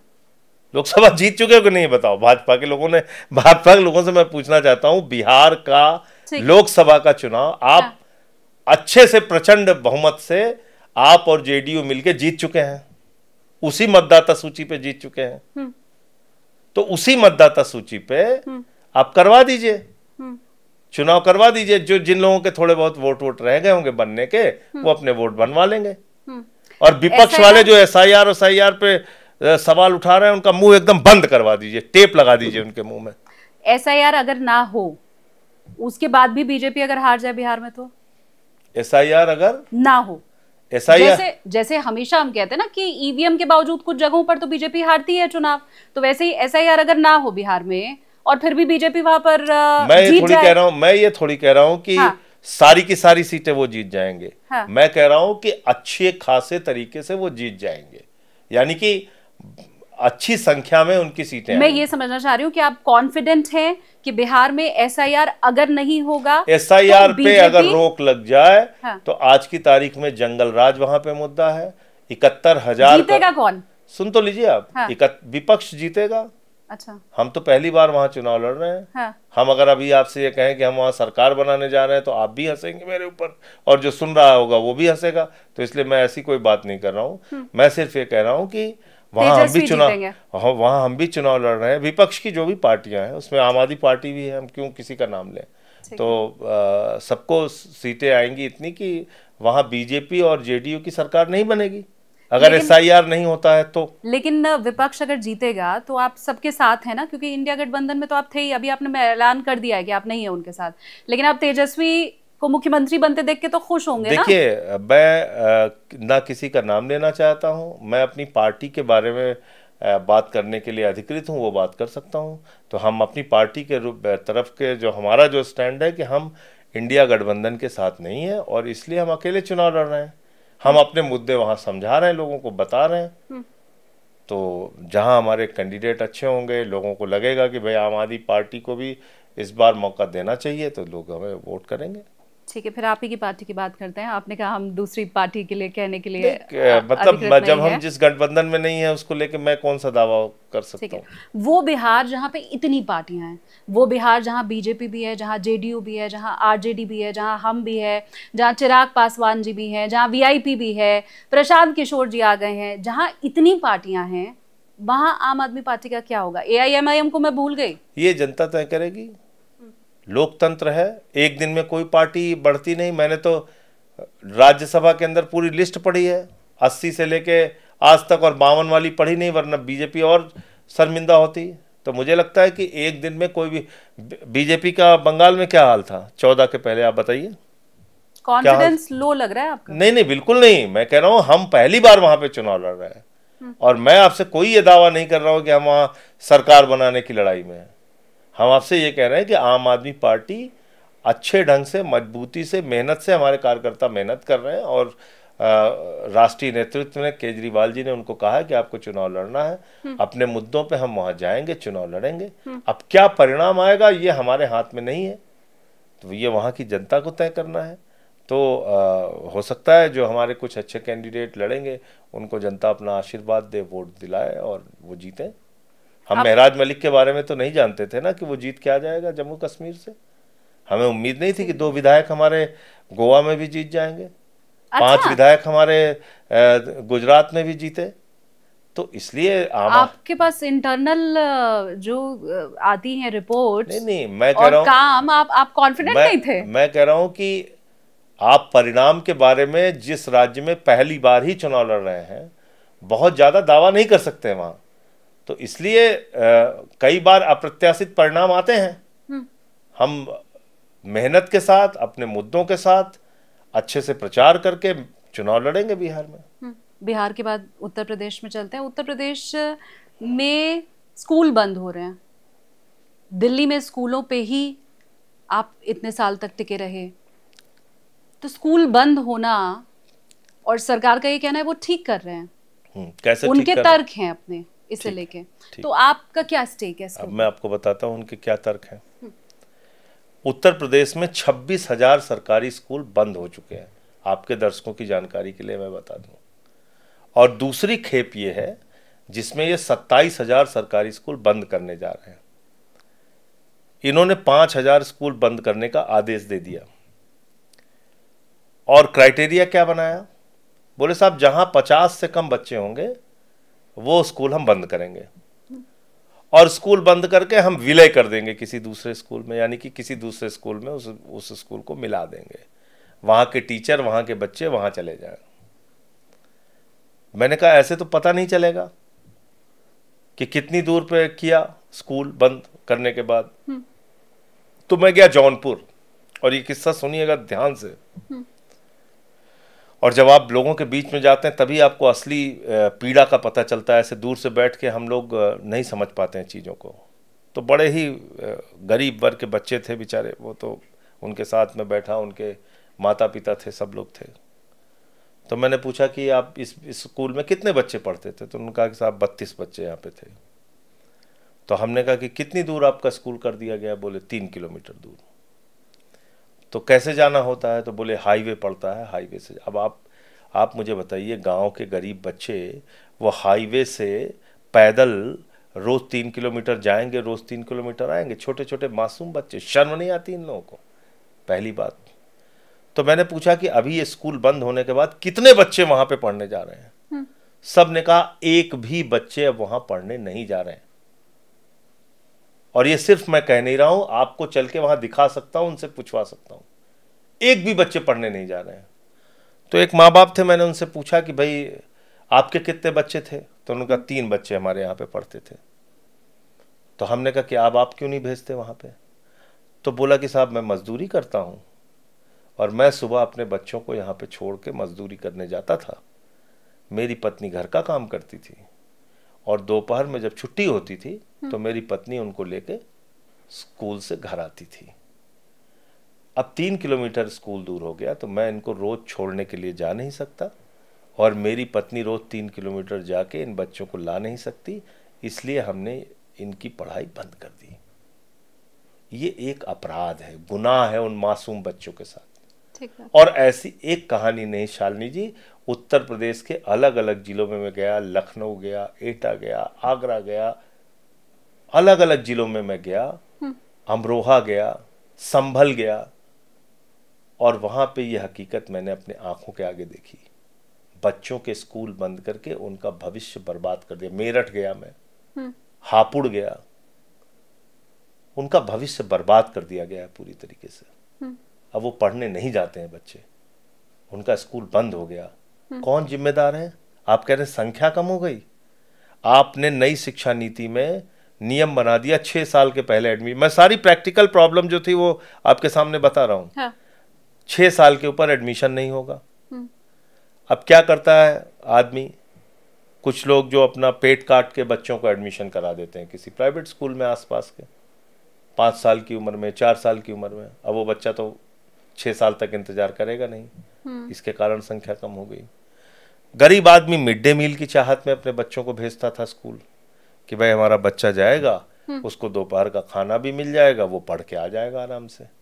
आपने नमक रोटी, नमक भात, घटिया स्तर के खाने स्कूलों में देना शुरू कर दिया, उससे उनकी तादाद कम हुई। 30 साल हो गए बलिया के एक स्कूल में बिजली का कनेक्शन नहीं। आप यकीन करेंगी, बिजली का कनेक्शन नहीं है और आप कहते हैं बच्चों की संख्या कम हो गई। शर्म नहीं आती? स्कूल में योगी सरकार को जाके देखना चाहिए, 30 साल से बिजली का कनेक्शन नहीं है वहां पे, टॉयलेट का इंतजाम स्कूलों के अंदर नहीं है, डेस्क बेंच का इंतजाम नहीं है, टाट पट्टी पे बच्चे बैठ के पढ़ते हैं। गरीबों के बच्चे, दलितों के, पिछड़ों के बच्चे, अल्पसंख्यकों के बच्चे वो पढ़ते हैं इन सरकारी स्कूलों में। और आपने उनकी शिक्षा को खत्म करने के लिए, उनकी रीढ़ तोड़ने के लिए, अनपढ़ बनाने के लिए उनको ये योजना लागू की है स्कूलों को बंद करने की। बाबा साहब डॉक्टर भीमराव अंबेडकर जी ने कहा था, शिक्षा शेरनी का वो दूध है जो जितना पिएगा उतना दहाड़ेगा। आप उन बच्चों की दहाड़ कम करना चाहते हैं, क्योंकि पढ़ लिख लेंगे तो सवाल पूछेंगे, और अनपढ़ रहेंगे तो धर्म के नाम पे आप झगड़ा करा पाएंगे, जाति के नाम पे आप झगड़ा करा पाएंगे, आपकी राजनीति की दुकान चलेगी।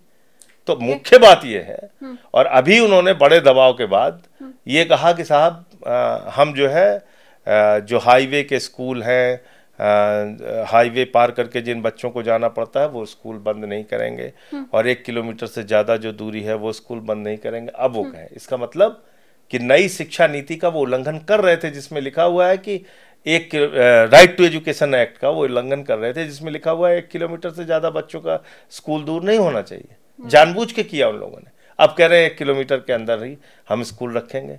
तो जो स्कूल जहां थे उसको उसी तरीके से खोलना चाहिए, और तब तक हमारी लड़ाई जारी रहेगी। हमने सड़क पे भी लड़ाई लड़ी, हमने संसद में भी आवाज़ उठाई, और सुप्रीम कोर्ट में भी मैंने याचिका दाखिल की है। उत्तर प्रदेश के बच्चों का भविष्य बचाने के लिए जो कुछ भी करना पड़ेगा करेंगे हम लोग। ये वाकई दुखद है, और मैं अपने व्यूवर्स से भी चाहती हूँ कि जो उत्तर प्रदेश के व्यूवर्स इस वक्त मुझे देख रहे हैं, आपके आसपास जो सरकारी स्कूल की स्थिति है और वहाँ पर बच्चों की संख्या अगर कम है, वो स्कूल बंद हो रहा है, तो प्लीज़ आप कमेंट सेक्शन में हमें बताइए। और ये ठीक बात है संजय जी, मुझे लगता है इसमें पार्टी की ये बात नहीं है, ये देश के भविष्य की बात है। हम चाइना के स्कूलों का उदाहरण देखते हैं कि वहाँ एक बच्चे के लिए स्कूल खुल रहा है, जापान का हाँ, एक बच्चे के लिए ट्रेन जाती है वहाँ पे। हाँ, और कहाँ तो 32 बच्चों के लिए अगर स्कूल बंद हो रहा है। और जौनपुर वाली तो जो आपने बात बताई वो वाकई दुखद है। किसी ने भी सुना है इस बात को, जो भी मेरे व्यूवर्स सुन रहे हैं, मैं जानती हूँ वो भी इत्तेफाक रखेंगे कि यह गलत है। अब एक और नीति जो उत्तर प्रदेश में है, जिसके ऊपर मैं आपका कमेंट चाहती हूँ, ये जो हाफ एनकाउंटर, गैंगस्टर का एनकाउंटर और ये जो बुलडोजर एक्शन है, पहले तो उस पर आपका क्या स्टेक है, आप वो बताइए। देखिए, पहली चीज तो ये समझिए आप कि बुलडोजर एक्शन एक उत्साह पैदा करने के लिए, एक रोमांच पैदा करने के लिए, हिंदू मतदाता वर्ग को खुश करने के लिए एक नौटंकी के अलावा कुछ नहीं है। सलीम का घर तोड़ दिया, देखो बढ़िया बुलडोजर चल रहा है, ये गिरा बिल्डिंग, वो गिरी, खुशी मनाओ हिंदुओं, तोड़ दिया सलीम का घर। ठीक है ना? तो मैंने कहा कि इसके भी आंकड़े पता करने चाहिए कि हकीकत क्या है। तो मैं गया, फिर कुछ शहरों के अंदर, बनारस गया मैं, तो वाराणसी में, आप तो वाराणसी की रहने वाली हैं, वहाँ पे चाची की कचौड़ी की एक दुकान थी वर्षों पुरानी, उसको तोड़ के तहस नहस कर दिया। पहलवान लस्सी की एक दुकान थी, तोड़ दिया। 43 दुकानें वहाँ तोड़ी गई, संत रविदास जी के गेट के सामने है। और 43 के 43 हिंदू। काशी कॉरिडोर के नाम पे कई सारे मंदिर तोड़े गए, कई सारी दुकानें तोड़ी गई, एक मुसलमान नहीं, सारे के सारे हिंदू। लखनऊ में गोमती विस्तार या कुछ ऐसे कुछ एक किसी प्रोजेक्ट के नाम पे, मुझे ठीक से वो ध्यान नहीं आ रहा है, उसके नाम पे बहुत सारे हिंदुओं के घर तोड़े गए, मकान दुकान तोड़े गए। अयोध्या में लोगों के घर मकान दुकान तोड़े गए।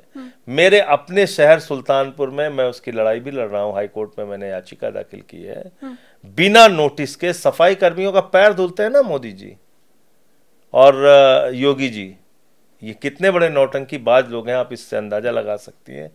32 मकान जमींदोज कर दिया सफाई कर्मचारियों के, 32 मकान उजाड़ के बर्बाद कर दिए।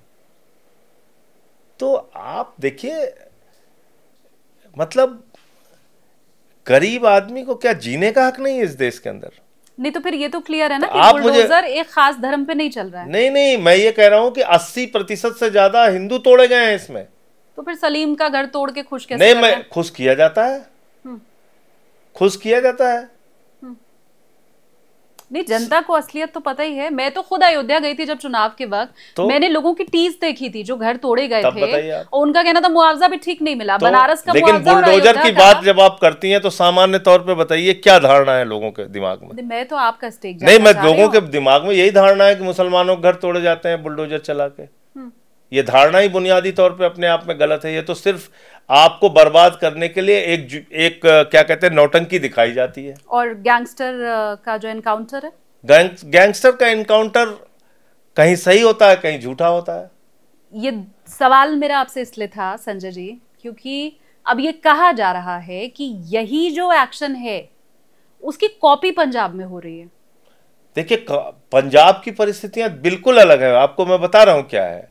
पंजाब के अंदर जो ड्रग्स का धंधा चलाने वाले माफिया थे, ड्रग्स का धंधा चला के जो पंजाब के लोगों की जिंदगी को बर्बाद कर रहे थे, पंजाब को ड्रग्स की आग में झोंका, वहां के नौजवानों को बर्बाद किया, ऐसे लोगों के जो बिल्डिंग मकान थे उसके ऊपर एक्शन हमने किया। हमने कोई ये नहीं किया कि हम चले गए और ये गरीब की बस्ती है तोड़ के उजाड़ के बर्बाद कर दो, ये रिक्शे वाला है इसको तोड़ दो। वो भी यही कहते हैं। आप बताइए पंजाब में एक मकान बताइए जहां पे हमने गरीबों के ऊपर बुलडोजर चलाया हो, दिखाइए आप। संजय जी वो भी एक, और मैं आपको उत्तर प्रदेश में 1000, मैं उत्तर प्रदेश में 1000 उदाहरण आपको दिखा सकता हूँ, दिल्ली में 1000 उदाहरण दिखा सकता हूँ जहां गरीबों की बस्तियां उजाड़ी गई। मतलब क्रिमिनल के घर पे लोग टूट जाते हैं, ठीक है ना? फिर लोग टूट जाते हैं एक घर बनाने में, तुम तरस नहीं खाते बस्तियां मिटाने में, जलाने शब्द में हटा देना हो। नहीं, तो इसका मतलब जो गैंगस्टर है, जो क्रिमिनल है, जो असामाजिक तत्व है, उसके घर पे तो बुलडोजर चलाना ठीक है ना? अगर उनकी गिरफ्तारी नहीं हो रही है, हाँ। उनकी गिरफ्त, देखिए मैं ऐसा मानता हूं कि अपराध को लेके अगर आप कोई एक्शन करते हैं, अपराध को लेके अगर आप कोई कार्रवाई करते हैं, उसको देखने का नजरिया बिल्कुल अलग होना चाहिए। और गरीब आदमी को अगर आप उजाड़ने पे तुले हुए हैं, उसको बर्बाद करने पे, उसका दुकान, उसका मकान, वो कतई वो अक्षम अपराध है। मेरा सवाल ये है कि अगर वो क्रिमिनल का एनकाउंटर करते हैं, आप भी पंजाब में कर रहे हैं, वो क्रिमिनल के घर पे बुलडोजर चलाते हैं, आप भी पंजाब में चला रहे हैं, तो मतलब ये नीति तो ठीक है ना योगी जी की, आप कॉपी कर रहे हैं। किस चीज की? योगी जी की कॉपी कहां से हो गई? हाँ। योगी जी की तरह हम गरीब आदमी को उजाड़ रहे हैं? हम तो आपसे फिर दोहरा रहे हैं उस सवाल को ना, बताइए ना आप।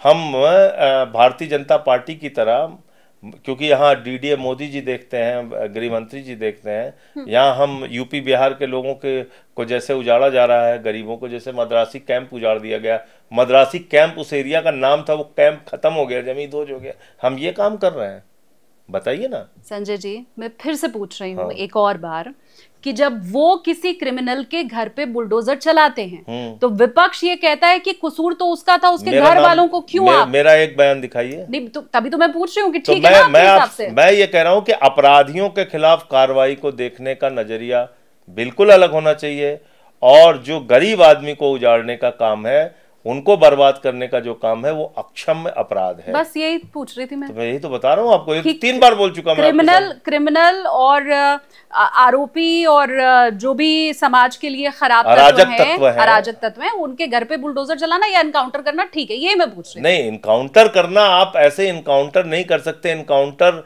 अगर आपका सही में एनकाउंटर हो रहा है, फर्जी एनकाउंटर को मैं सपोर्ट नहीं करता। मैं कह रहा हूं अगर एनकाउंटर की स्थिति है तो क्या पुलिस वाला गोली खाने के लिए थोड़ी है, वो तो चलाएगा गोली ना, अगर आप उसके ऊपर गोली चलाएंगे। और एक बात मैं आपको और बता दूं, आप सीनियर जर्नलिस्ट हैं, ये पता चल जाता है कि कौन सा एनकाउंटर फर्जी है और कौन सा सही वाला है, ये भी आप जान लीजिए। ठीक है, मैंने ये भी जनता के ऊपर छोड़ा। हाँ। अब मुझे संजय जी आप ये बताएं, आप उनकी कॉपी नहीं कर रहे हैं, लेकिन लोग आपकी कॉपी कर रहे हैं। जब शुरुआत आम आदमी पार्टी की हुई तो ये कहा गया कि आम आदमी पार्टी तो फ्रीबीज की राजनीति करती है, मुफ्त राशन, मुफ्त बिजली, मुफ्त पानी। अब कैसा लगता है जब हर राज्य में वही जो पहले आप पर आरोप लगा रहे थे वो फ्रीबीज की राजनीति? तो केजरीवाल जी का अभिनंदन करना चाहिए इसके लिए, सबको बुला के। हाँ। कि देखिए केजरीवाल साहब, हम फ्री बिजली दे रहे हैं इस राज्य में, और ये शुरुआत आपने की थी, इसलिए आपका अभिनंदन, माला पहना रहे हैं आपको, और हमने जो अब तक आपको गालियां दी उसके लिए हम आपसे क्षमा चाहते हैं। ये करना चाहिए, इतना तो बनता है केजरीवाल को क्रेडिट, इतना तो आम आदमी पार्टी को क्रेडिट बनता है। अगर आप हमारा कॉपी कर रहे हैं, अच्छी बात है, कॉपी कीजिए, गरीब आदमी को सुविधा मिलनी चाहिए, फ्री बिजली मिलनी चाहिए, उसका हक है। अब कह रहे हैं 125 यूनिट हम फ्री बिजली बिहार में देंगे, क्योंकि उनको पता चल गया कि भाई ये जरूरी है राजनीति में। ये जो केजरीवाल जी कर रहे थे, इसको हम गालियां जरूर दे रहे थे, लेकिन वो गालियां देना सही नहीं था। अब उनको एहसास हो रहा है, तो चलो ठीक है, कम से कम एक अरविंद केजरीवाल को धन्यवाद ही दे दो आप। तो आप ट्रेंड सेटर हैं? नहीं, अगर भारतीय राजनीति में स्कूल की राजनीति, अस्पताल की राजनीति, मोहल्ला क्लिनिक की राजनीति, फ्री बिजली की राजनीति, फ्री पानी की राजनीति, बसों की फ्री यात्रा महिलाओं के लिए की राजनीति अगर होगी, तो अरविंद केजरीवाल ही याद आएंगे इस देश में लोगों को। ये मैं आपको कहना बिहार में प्रशांत किशोर तो पूरी आपकी परिपाटी के ऊपर चल रहे हैं। करने दीजिए, जो आपके मुद्दे हैं वो उनके मुद्दे हैं, करने दीजिए, हम कहाँ मना कर रहे हैं। हम कोई भाई अरविंद आप क्रेडिट लेना चाहते हैं? अरविंद केजरीवाल का कॉपीराइट नहीं है इस पे। अच्छा। अरविंद केजरीवाल जी ने एक काम करके दिखाया, और अगर पूरे देश में लोग अच्छे स्कूल बनाने लगे तो बहुत बढ़िया है, आम आदमी पार्टी की जरूरत ही नहीं पड़ेगी। बनाइए ना आप, हम कहाँ मना कर रहे हैं।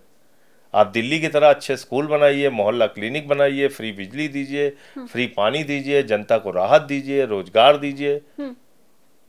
पंजाब की तरह स्कूल ऑफ एमिनेंस बनाइए, नौकरियां दीजिए, सिपाही की भर्ती कीजिए, हम कहाँ मना कर रहे हैं। पूरा चुनावी जो आपके वादे हैं तो मैं ये कह रहा हूं, आप इतना अच्छा काम करते हैं, आप संसद में इतना अच्छा बोलते हैं, आप आम आदमी पार्टी के वहां पर चेहरा हैं, और जब आप बोलते हैं तो हर कोई आपको सुनता है। फिर जया बच्चन क्यों नाराज हो गई आपसे?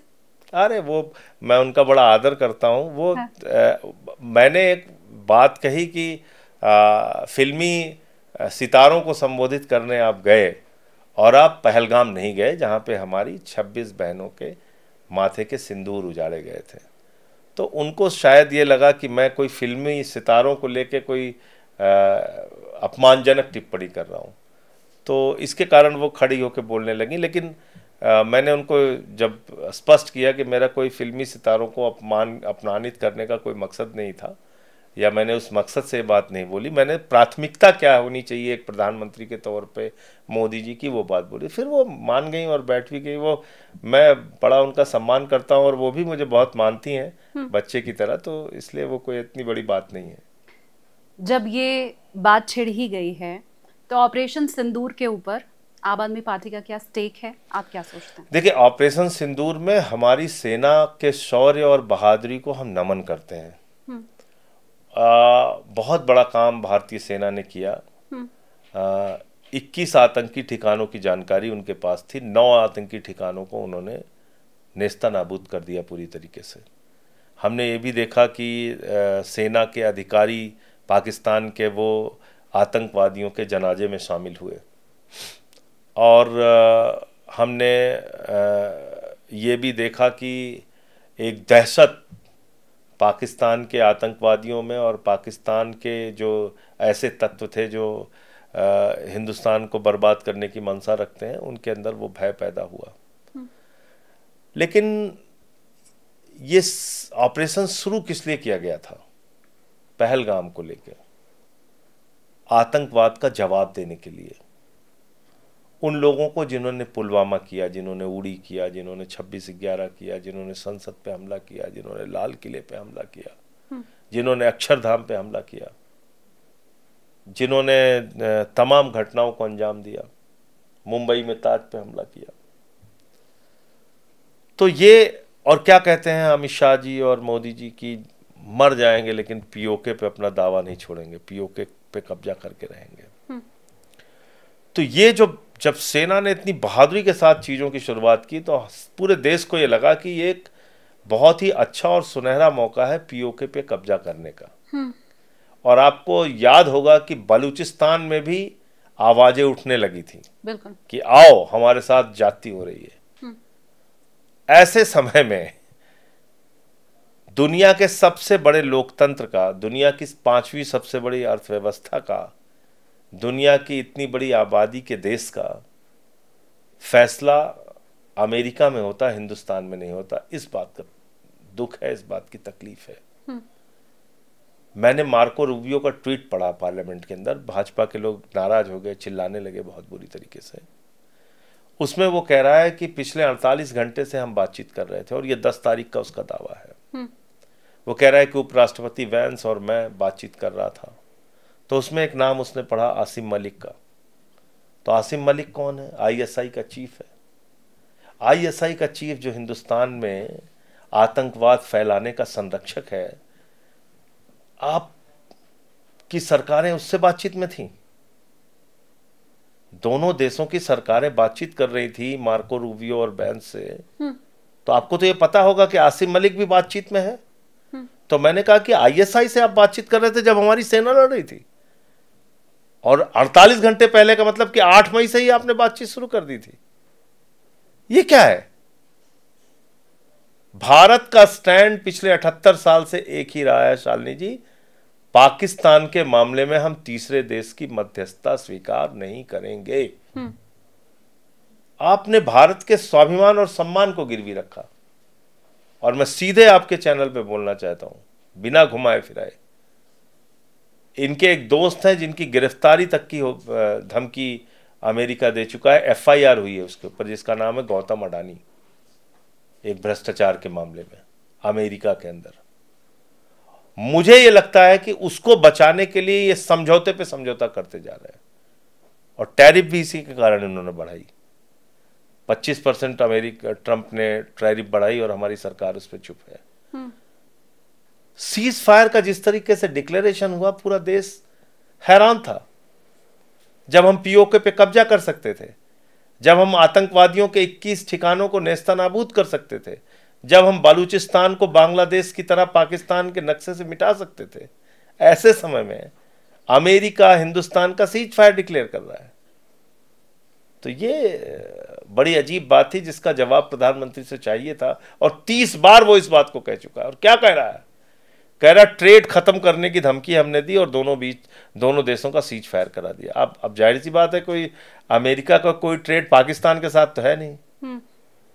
अब होगा नहीं, अब होगा, वो करेगा, वो तो खुलेआम कह रहा है। अब तो कह रहा है कि पाकिस्तान हिंदुस्तान को तेल बेचेगा। हाँ। ये भी बोल रहा है वो। भारत का अपमान हर दिन कर रहा है। तो 30 बार उसने ये बात कही।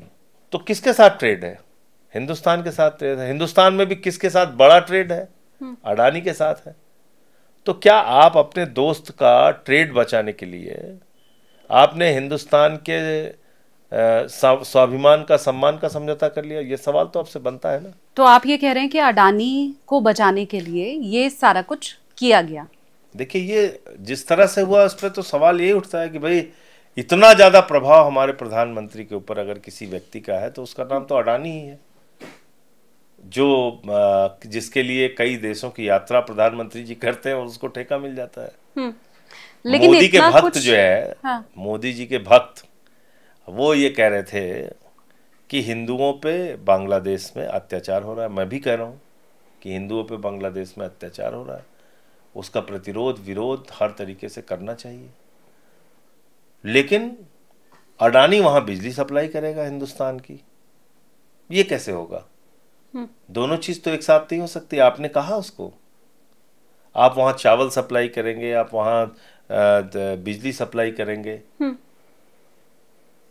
अभी अगर ये पूरी इस बात की सच्चाई कभी आएगी सामने, मुझे लगता है जिस तरह से ट्रम्प एक एक बात खोल रहा है, हो सकता है ये भी बात आगे खुल के आए कि उसी दौरान अडानी के ग्रुप ने उस एफआईआर को खत्म करने की चर्चा भी की थी, ऐसी भी खबरें आई थी। तो ये है सच्चाई। बांग्लादेश का आपने जिक्र किया, उसी से जुड़ा मेरा अगला सवाल है कि बीजेपी हमेशा से ये कहती रही है कि बांग्लादेशी रोहिंग्याओं को बसाया आपने है, और अब जबकि बीजेपी की सरकार आ गई है, खबर आप तक भी पहुंची ही होगी कि उन्हीं रोहिंग्याओं को अब निकालने का काम शुरू कर दिया गया है। कितने निकाले? अब आएगा आंकड़ा उसका सामने। काम शुरू हुआ, निकाले, झुग्गी झोपड़ियों में शुरू हो चुका और है। यहाँ जो दिल्ली है वहाँ पे रोहिंग्या जो थे, बांग्लादेशी जो थे, तो भारत के एक्सटर्नल अफेयर्स मिनिस्टर तो अरविंद केजरीवाल ही थे, और गृह मंत्री भी केजरीवाल जी ही थे, और पुलिस भी अरविंद केजरीवाल के अंडर में आती है, वही थे। वो नहीं भगा पाए 11 साल तक। और जिन लोगों के पास, बेचारों के पास कोई पावर नहीं थी, नरेंद्र मोदी हो गए, गृह मंत्री हो गए, वो बेचारे बस इसी बात के इंतजार में रहे कि यार ये देखो केजरीवाल के पास पुलिस भी है, ये एक्सटर्नल अफेयर्स मिनिस्टर भी है, गृह मंत्री भी है, और 11 साल का वक्त बीत गया, केजरीवाल एक भी रोहिंग्या को नहीं भगा पा रहा है। और मेरा नाम नरेंद्र मोदी है, 56 इंच का सीना भी है, लेकिन हमारे पास तो कोई पावर है नहीं।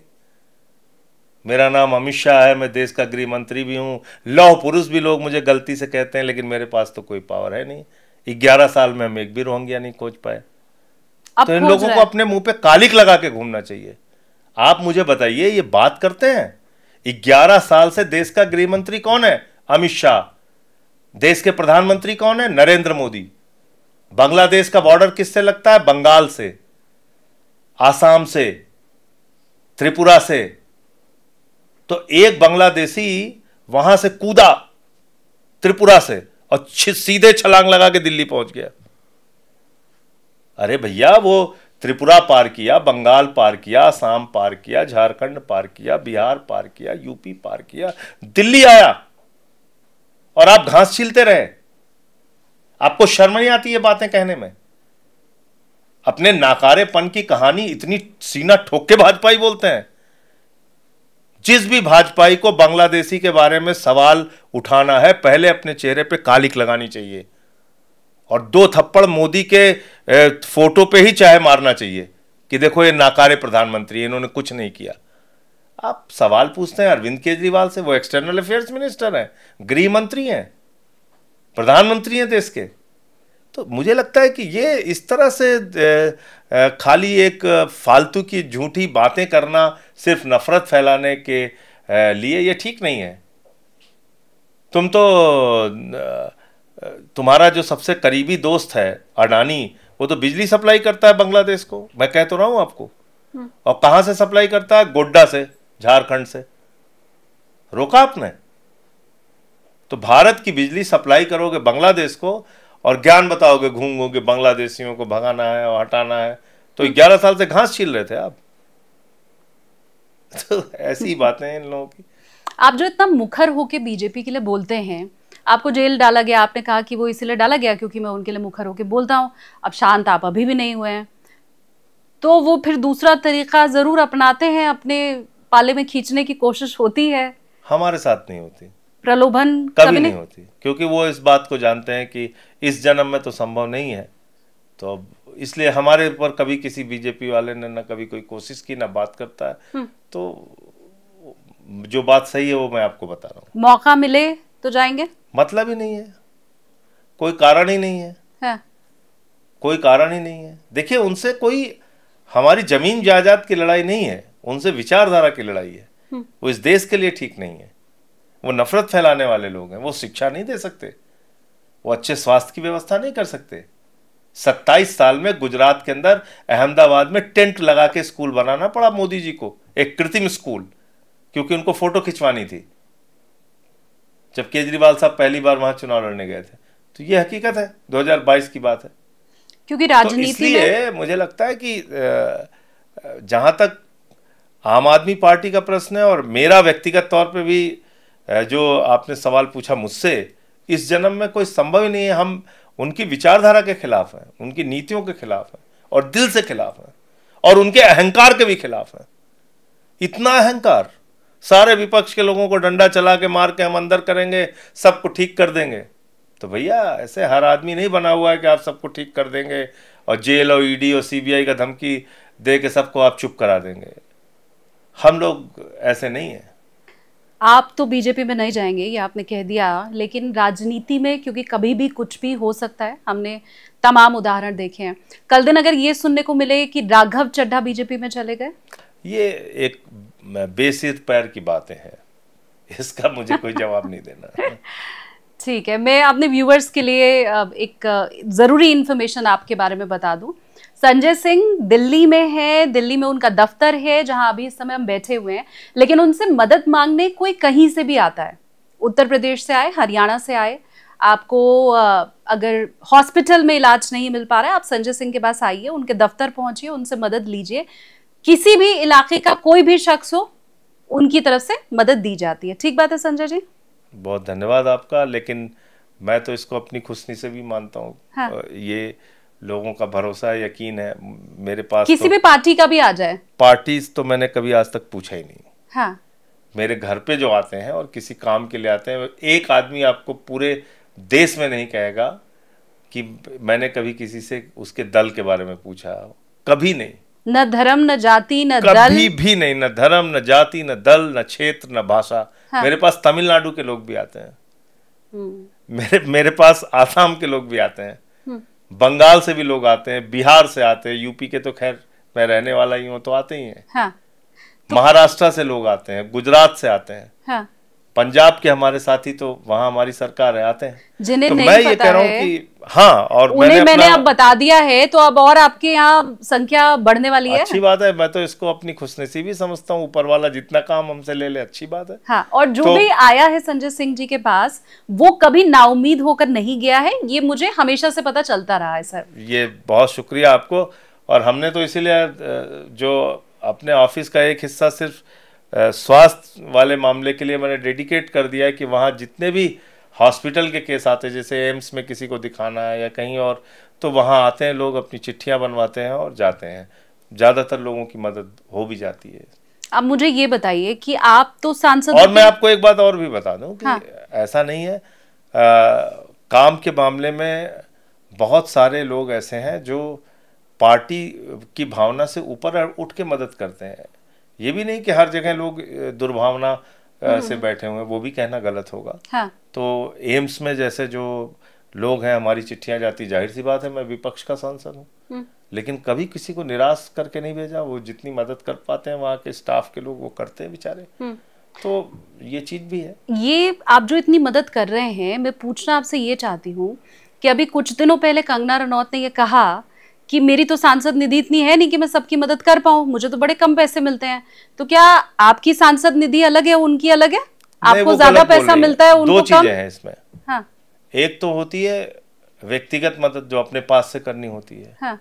और दूसरी होती है कि किसी का पुलिस वाले से काम है, किसी का किसी मंत्रालय में काम है, किसी का किसी हॉस्पिटल में काम है। मेरे पास तो ज़्यादातर हॉस्पिटल वाले लोग आते हैं, तो वहाँ फ़ोन करना, कहना और सरकारी सुविधाएं दिलवाना ही अपने आप में बहुत बड़ी चुनौती का और सहायता का काम हो जाता है। हाँ। तो अब जैसे मान लीजिए यहाँ पे एम्स से रिलेटेड केसेस आज गए, या एलएनजेपी से संबंधित, या प्राइवेट हॉस्पिटल में किसी को गंगाराम में दिखवाना है, तो जो लोग हैं वहाँ पे जानने वाले उनको कह देता हूँ। तो मान लीजिए किसी का 1 लाख रुपए का बिल बना हुआ है, हम लोगों के कहने पे उसमें कुछ 1000 रुपए कम हो जाते हैं। हाँ। तो आदमी की वो मदद हो जाती है। नहीं, लेकिन तो इससे इतर कोई आपके पास आए और कहे कि आप इस इलाके के सांसद हैं, तो आप हमारे इलाके में ये दिक्कत है, जरा ठीक करा दीजिए, इस तो चीज की कमी है। निधि से संभव है, या आप ऐसा बोलते हैं कि भाई ये हमारे तो कार्य क्षेत्र के बाहर की चीज है, हमारी तो नहीं, देखिए वो सांसद निधि के माध्यम से हाँ। सड़कों का काम, कोई बिल्डिंग बनवाने का काम, या कोई पार्क में कुछ ठीक कराने का काम, तो वो सब तो सांसद निधि से ही हो सकता है। ये लेकिन बराबर पैसा मिलता है ना आप लोगों को? ऐसा कम ज्यादा तो नहीं मिलता है ना? 5 करोड़ रुपए मिलता है। हाँ, उस मतलब कंगना रनौत जी को भी उतना ही मिलता होगा, आपको भी उतना ही मिलता है। ठीक। देखिए 2 तरह के काम है। एक तो ये है कि जिसमें सांसद को खुद से फोन करके, चिट्ठी लिख के मदद करनी होती है, उसमें थोड़ा मेहनत का काम है। उसमें कोई आपके पास पैसा हो खुद से देने के लिए, ये सब जरूरी नहीं है। उसमें तो आप कह देते हैं तो उतनी काफी है, आपकी बात रख ली जाती है। हाँ, कपिल शर्मा का शो अगर मेरे व्यूवर्स ने भी सबने देखा हो, तो वो क्या करते हैं ना, उनके पास जो गेस्ट आता है उससे वो पूछते हैं तुमने ये भी कर लिया, वो भी कर लिया, वो भी कर लिया, कभी सोचा था मेरे शो में आओगे? तो मैं आपसे पूछ रही हूँ कि आपने ये भी कर लिया, वो भी कर लिया, वो भी कर लिया, इतने बड़े बड़े पद आपने हासिल कर लिए, कभी सोचा था जेल जाएंगे? नहीं, मैं जेल, आपको शायद जानकारी नहीं होगी, मैं जेल एक बार रेडी पटरी वालों के, मैंने 16 साल रेडी पटरी वालों के लिए काम किया है। हाँ।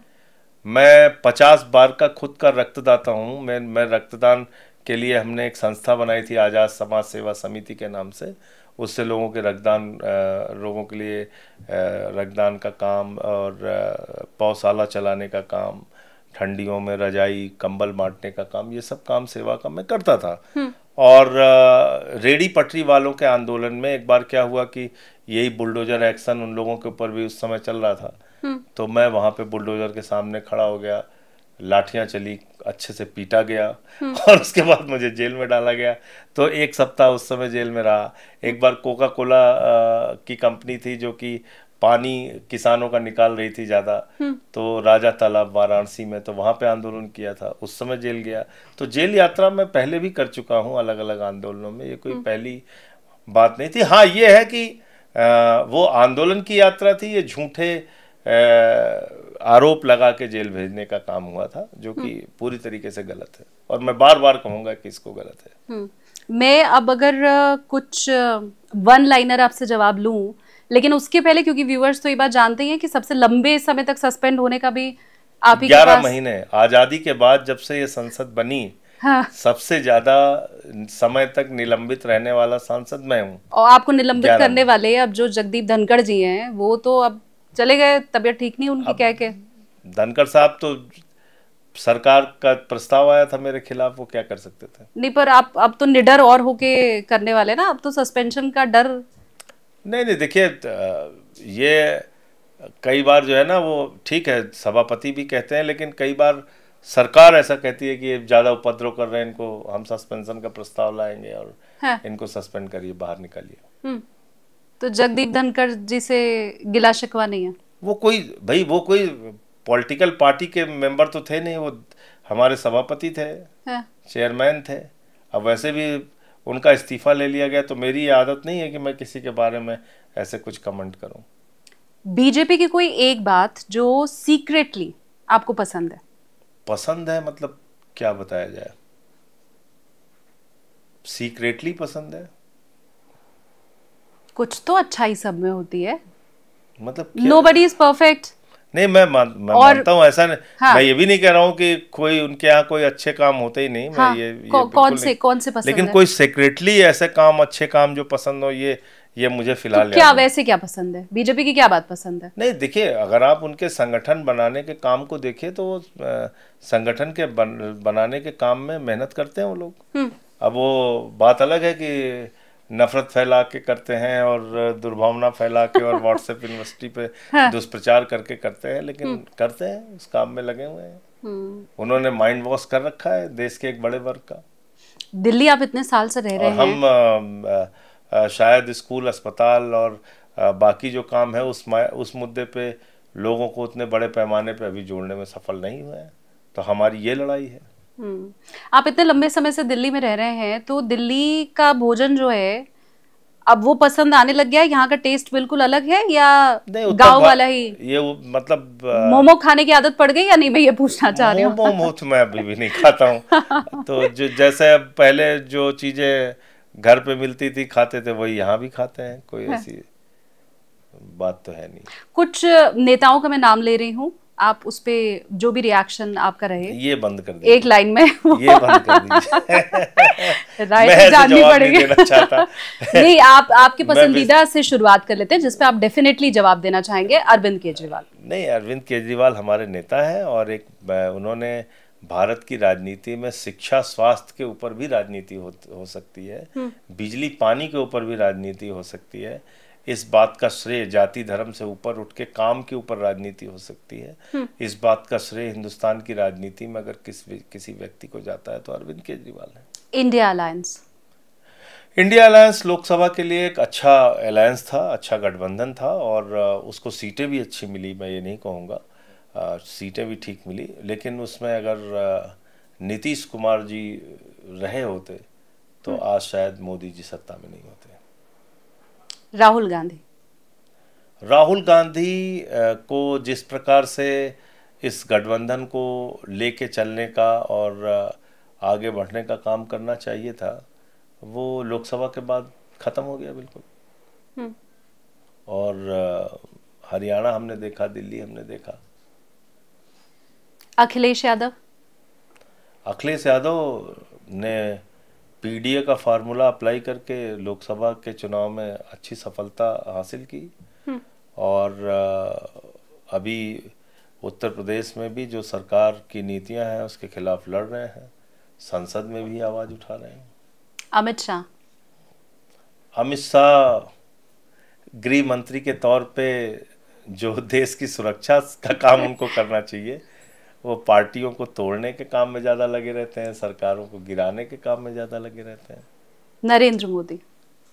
नरेंद्र मोदी जी भारत के प्रधानमंत्री हैं, इतने बड़े पद में हैं, मुख्यमंत्री रह चुके हैं, 11 साल से देश के प्रधानमंत्री हैं और जब वो चुनाव में मुजरा जैसे शब्द का इस्तेमाल करते हैं तो तकलीफ़ होती है। जब वो कहते हैं कि कपड़े देख के इंसान को पहचान लेता हूँ तो तकलीफ़ होती है। जब भारत के प्रधानमंत्री दुनिया के देशों में जाते हैं और वो अब की बार ट्रम्प सरकार का नारा दे के आते हैं और बदले में अपमान सहते हैं और इस तरीके से उनका मजाक उड़ाया जाता है तो तकलीफ़ होती है। ये मोदी की व्यक्तिगत तकलीफ का अपमान नहीं है, ये देश का अपमान है जो हो रहा है। तो मैं प्रधानमंत्री जी से यही कहूँगा कि आप भारत के प्रधानमंत्री हैं और ये कोई छोटा पद नहीं है, बहुत बड़ा पद है। उस पद की गरिमा का ख्याल रखिए और इस तरीके से रोज़ आरोपित करना, लोगों को विपक्ष पे हमले करना, वो एक सीमा तक ठीक है। उसके अलावा इस स्तर पे जाके किसी प्रधानमंत्री को तो मैंने आज तक नहीं देखा। और इन्हीं की पार्टी के वाजपेयी जी थे जिनका उदाहरण आज तक लोग देते हैं। उन्होंने कभी व्यक्तिगत द्वेष नहीं पाला किसी के प्रति। 3 नाम मेरी लिस्ट में और हैं। पहला, असदुद्दीन ओवैसी। असदुद्दीन ओवैसी संसदीय मामलों के अच्छे जानकार हैं, लेकिन अब उनकी राजनीतिक जो मजबूरी है और जिस तरह की भाषा वो कभी कभी मंचों पे बोलते हैं और कभी कहते हैं कि साहब भारत माता की जय नहीं बोलेंगे। हालांकि अभी उन्होंने जो काम इस पहलगाम हमले के बाद किया, तो उन्होंने अपनी छवि को काफी परिवर्तित किया है। हाँ। नीतीश कुमार शुरुआती दिनों में एक अच्छे नेता थे, इसमें कोई संदेह नहीं। उन्होंने बिहार के लिए बहुत काम किया है, लेकिन मैं समझता हूँ 2-3 कार्यकाल उनका जो पिछला रहा है, जिस तरह से उन्होंने पलटियां मारी हैं, इससे उनकी छवि को बहुत धक्का पहुंचा है। ममता बनर्जी, वो एक संघर्षशील नेता है और बहादुर हैं, इसलिए मैं उनकी इज्जत करता हूँ।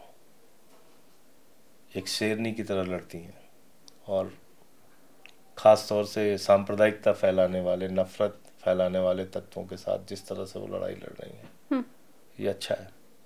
ये नाम वाली लिस्ट और रैपिड फायर तो मेरा ख़त्म हो चुका है, लेकिन आम आदमी पार्टी अगर आप छोड़ दीजिए, तो आम आदमी पार्टी के बाहर आपका कोई एक राजनीतिक मित्र? रघु ठाकुर जी हैं, वो हमारे गुरु हैं, हमने उनका हमेशा सम्मान किया है, और उनके सानिध्य में रह के बहुत कुछ आज भी सीखता हूँ। ठीक है, बहुत शुक्रिया संजय जी, आपने इतना हमें समय भी दिया। उम्मीद मैं कर रही हूँ कि ये जो आपकी हॉस्पिटल और स्कूलों वाली जो राजनीति है, वो पूरे देश में अपनाई जाए। बाध्य हो तमाम पार्टियां कि उस नक्शे कदम पर वो चलें, और इससे देश का भविष्य, मुझे लगता है जाहिर सी बात है, और आगे ही बढ़ेगा। तो पार्टी और इन चीज़ों को छोड़ते हुए अनुकरणीय बात जिस भी जगह से मिले, वो हर किसी को ज़रूर अपनानी चाहिए। और मैं ये उम्मीद करती हूँ कि आगे आने वाले कुछ चुनावों में शायद हमें अच्छी तस्वीर मिलेगी भी। अब मेरी उम्मीद कितनी खरी उतरती है, कितनी नहीं, ये तो राजनीतिक पार्टियां ही बता पाएंगी। लेकिन बहुत शुक्रिया आपका संजय जी, आपने बहुत अच्छे से मेरे प्लेन को क्रैश नहीं होने दिया। बहुत उल्टे सवाल मैंने पूछे। प्लेन और ऊंचाई पे जाए, मैं तो ये चाहता हूँ। मेरी कोशिश ये रहती है कि टेक ऑफ तो हमने किया था, अब ये लैंडिंग का समय आ गया, अब हम लैंड कर रहे हैं, तो बीच में टर्बुलेंस ना आने लगे। नहीं, टर्बुलेंस बिल्कुल नहीं आया, और आपने बड़े सदे हुए अच्छे सवाल पूछे। हाँ। और टर्बुलेंस का ही हो गया है ना सर, अभी तो टाइम ऐसा हो गया कि कहाँ किसकी क्रैश लैंडिंग हो जा रही है पता नहीं चल रहा। मेरे पॉडकास्ट की नहीं हुई, आपको गुस्सा नहीं आया, टर्बुलेंस नहीं आया? मैं कभी किसी पे गुस्सा नहीं होता हूँ। हाँ। क्योंकि किसी से मेरी व्यक्तिगत लड़ाई नहीं है। हाँ। और मैं खास तौर से कोशिश यही रहती है कि जो बात पूछी जाए उसका ईमानदारी से जवाब दे सकूं। कई चीजों में राजनीतिक मजबूरियां हो सकती हैं ना बोलने की, लेकिन कोशिश रहती है। शुभकामनाएं मेरी आपको सर। टेक ऑफ आपका बिहार में बहुत बढ़िया रहे। लैंडिंग कैसी होगी ये तो जनता बताएगी, वो मेरे हाथ पे है नहीं, लेकिन कम से कम आपका टेक ऑफ बहुत शानदार रहे, ये मेरी शुभकामनाएं आपको। धन्यवाद आपका सर।